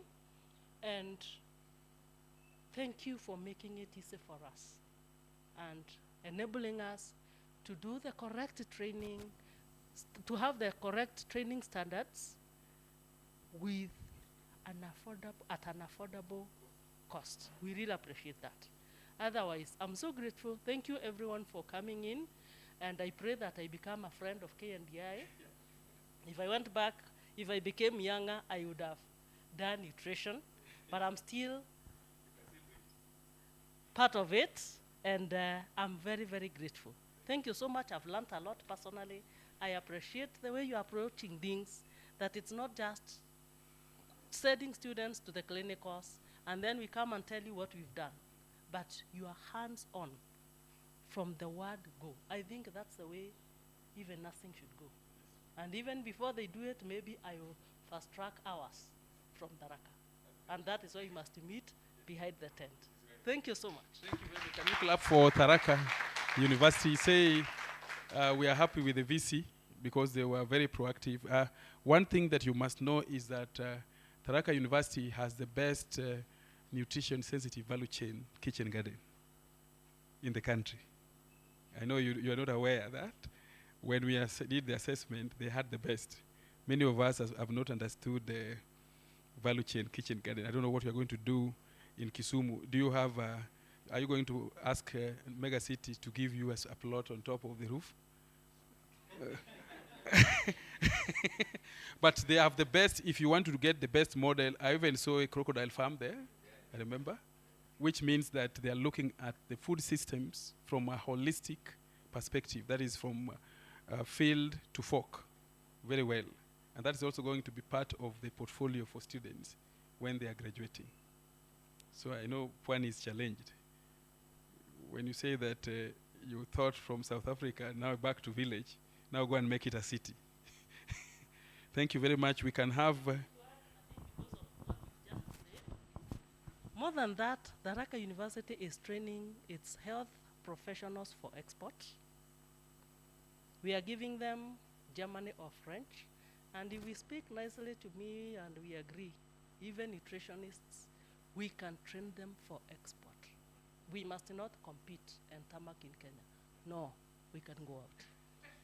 And it will be very easy for nutrition because we are working on the international accreditation with KENAS. So anybody with a license that has KENAS mark can work anywhere in the world. So that will be very easy. Okay? Now,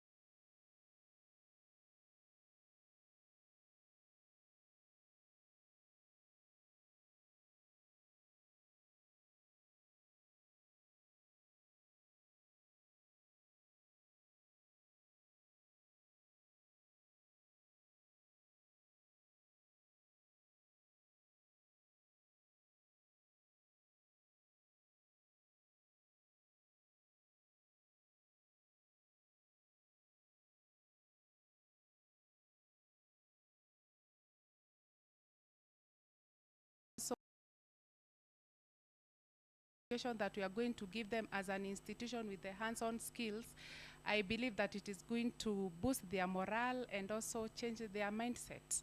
And also we want to appreciate KNDI because with quality and standard, it is never compromised. And so I believe that with all this, we are going to perfect it, reach to the level that your university is in, with the assistance of KNDI, and we really appreciate Daktari for bringing us till this far. I believe we are going to perfect it. So we really appreciate this, and also on behalf of our CEO, Mr. Nikhil, who have also supported us in this, we really appreciate as an institution, and we are very grateful even for you members coming to see us acquiring. I believe that we also want to give you some hope. It is also very possible. Yeah, so we really appreciate and thank you very much. Can we clap for Tharaka and Thika? They have joined the team of those who have already acquired mannequins, so they are moving towards standardization, okay? And one good thing with us is that we are very friendly regulatory authorities, correct? When we come, we don't make noise. But when things are not going on well, we change eyes. I know there are many times somebody was asking, is the KNDI CEO drinking alcohol? Because the eyes changed so much that it was 360 degrees. And I told the Vice Chancellor, please run and get your DVCs. It was not possible when a VC runs. You get that? But it was on simple action, madam, that somebody just looked at us casually, like that. So I said, now nobody's talking here. And eventually, we got what we wanted for that institution. And I think that one is very good. Sometimes being firm brings quality, but not arrogance.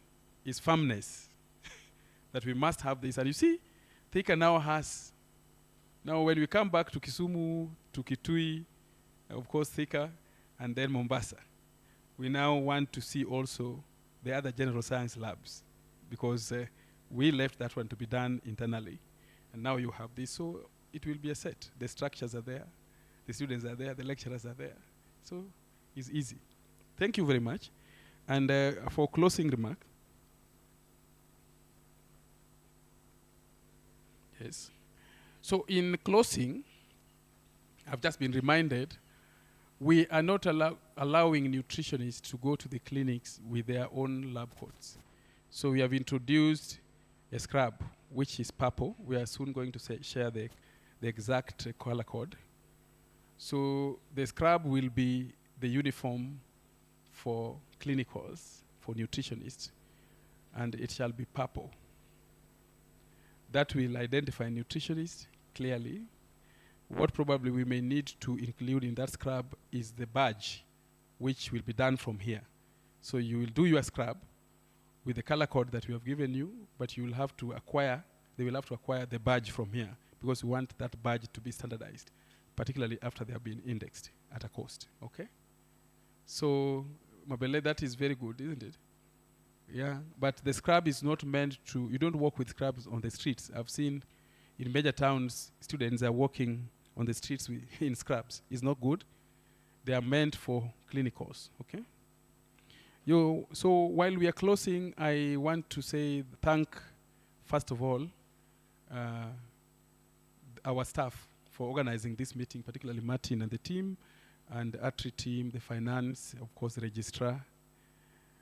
They have done very well. I have young, energetic staff, and they do wonders. You've seen what Musando is doing. It's not the other Musando who died. That one died. The one that is here is alive, and is doing wonders also with the IT. He has brought us this far. We want to thank all the universities and, of course, plus the colleges represented here for getting time to come. And we want to say, let us make Kenya better. Let us protect the profession. Let us protect the service delivery in the medical field. And let us be positive to change it so that when people go out to deliver services, they deliver quality. The Ministry of Health has really suffered because there is more focus on what I should get rather than what I should deliver. And that's why you'll see, Madam, that medical professionals who are on internship, they can go for 1 year strike just to look for some little coins when they're still being trained, other than coming out to serve. The nutritionists have never been paid a single cent, and they were in the clinical. So it is good for us to put the country first, and then us second. Then that would mean that we are serving the nation. With this, then, I would want us to stand so that we can pray for the food. And then if you have any issue, you will see the ATRI people for the package. Accreditation is here, for finance is here. Anything you need, you can ask them so that you can go well. And thank you very much for coming. We can clap if you want to clap. So it would not be very good to close before we focus the camera on the real mannequins. Studio, I hope your camera is movable. Can you focus on these mannequins? And I want the Thika team and the Tharaka just around so that we can make sure you focus all of us. Try to use your gimmicks to see that the mannequins are seen starting from the one at the other end. You can swing it. These are the bare minimum for 14, and as you can see, it's a full set. We are going to deliver this for Thika. They have 4 sets, and then 14 pieces per set. And Tharaka, they have acquired 1 set. Yes, and it is 14 pieces for that particular set. They are called high fidelity, medium type, which means we have batteries. Some are saying that they don't know how to use them. That's why we are going to come up with a manual. So please don't give them to somebody who does not know how to use them to spoil them. As we wait for those with competency that can demonstrate how it is used. Otherwise, you'll break them and it will be very expensive for the institution. So thank you very much. These are torsos. These are torso for anatomy. And then we have now the caregiver one. You can show this one. The caregiver is, it cannot be shown from there, but it's okay. Just put it behind. Take it back. Back. Make sure you cover all of us, starting from Tharaka that side, and then coming to this side of the camera. I'm not your team member, by the way. I'm just standing here with you. Thank you very much. So let's pray for the food and we close. So let's say the God we serve is a God of standards. And how? You know, if you look at the history of the parables, a servant, a certain man who was a master, decided to give his servants £1 each. There were 10 pounds, and he gave them £1 each, and left the servants to trade with it. And when he came back, he realized that some people had traded. So one came and said, "Your £1 has generated 10 pounds." And he said, "Have authority over 10 cities." And the second one also came and said, "Okay, my good master, your £1 has generated 5. So be of good cheer. You also have authority over 5 cities." And then one came and said, "You see, I looked at your pound. It was very beautiful. So I also realized that you reap from where you did not sow. So I decided to put this £1 in a napkin and kept it for you. So here it is." And then he said, "No, this is very wicked servant. So as your word says, so let it come back to you. Bring that £1 for those who have allowed them." And the father said that, "Why couldn't you even take it to the lowest investment, which is bank, so that it can generate some profit?" Which means that bank is the lowest investment. So if you invest here, you are investing in real business. Are you hearing me? And that means that one professional trained can save millions for Kenya if they deliver service. So don't look at the number of students that you have to define whether the course is productive or not. Look at the number of lives being saved. That is how you can define the value for training a nutritionist for this country. Hallelujah. So let's pray. The God of standards, the God of impossibilities, and the God of excellence. Now we are here standing after the order of Daniel because the spirit of excellence was with Daniel. We are also here standing and anchoring ourselves in your word. In the book of Timothy, you say we study so that we can be approved. And now we are here for excellence. The standards that we are supporting is because of humanity in this country. We have had a deliberation. We have also learned, because we learn every day. We have also demonstrated to the nation that we need competent graduates. Now we are asking you for divine direction so that we can move forward. We are also asking you for the spirit of excellence and wisdom. And more important, we are asking you for discipline and diligence in service delivery that will change the face of this country. Because of that, we are saying that we are grateful and we are thankful.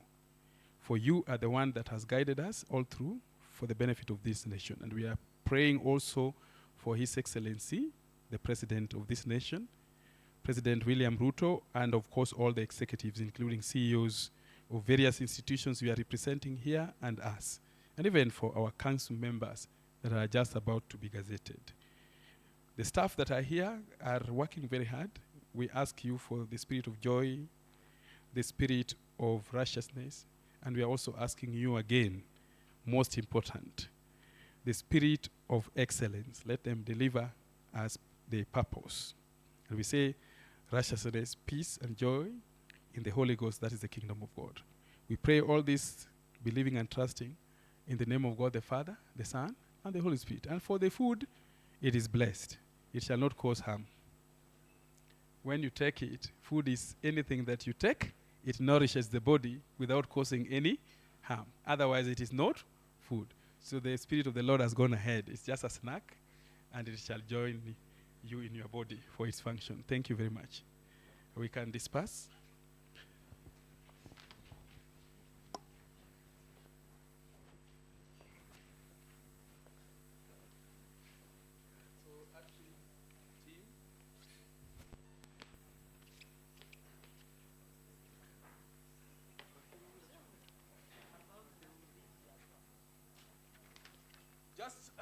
Just a minute, just one more thing that we didn't tell you.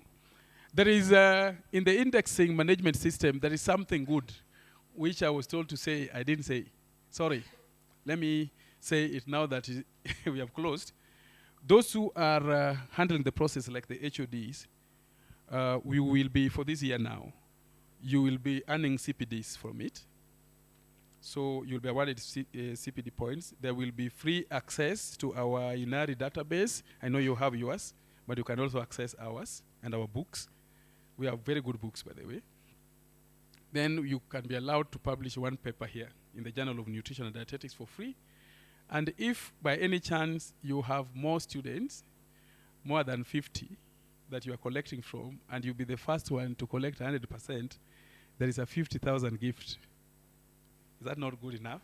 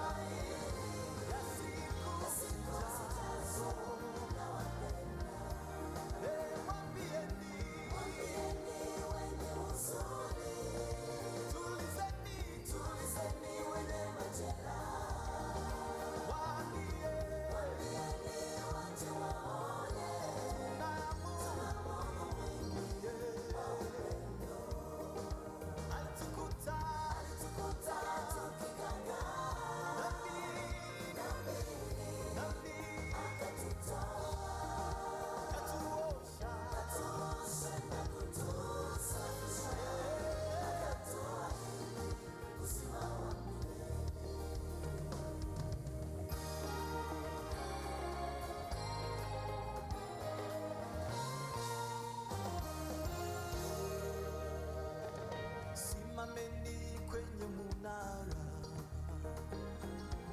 usubiri nitakachokisema.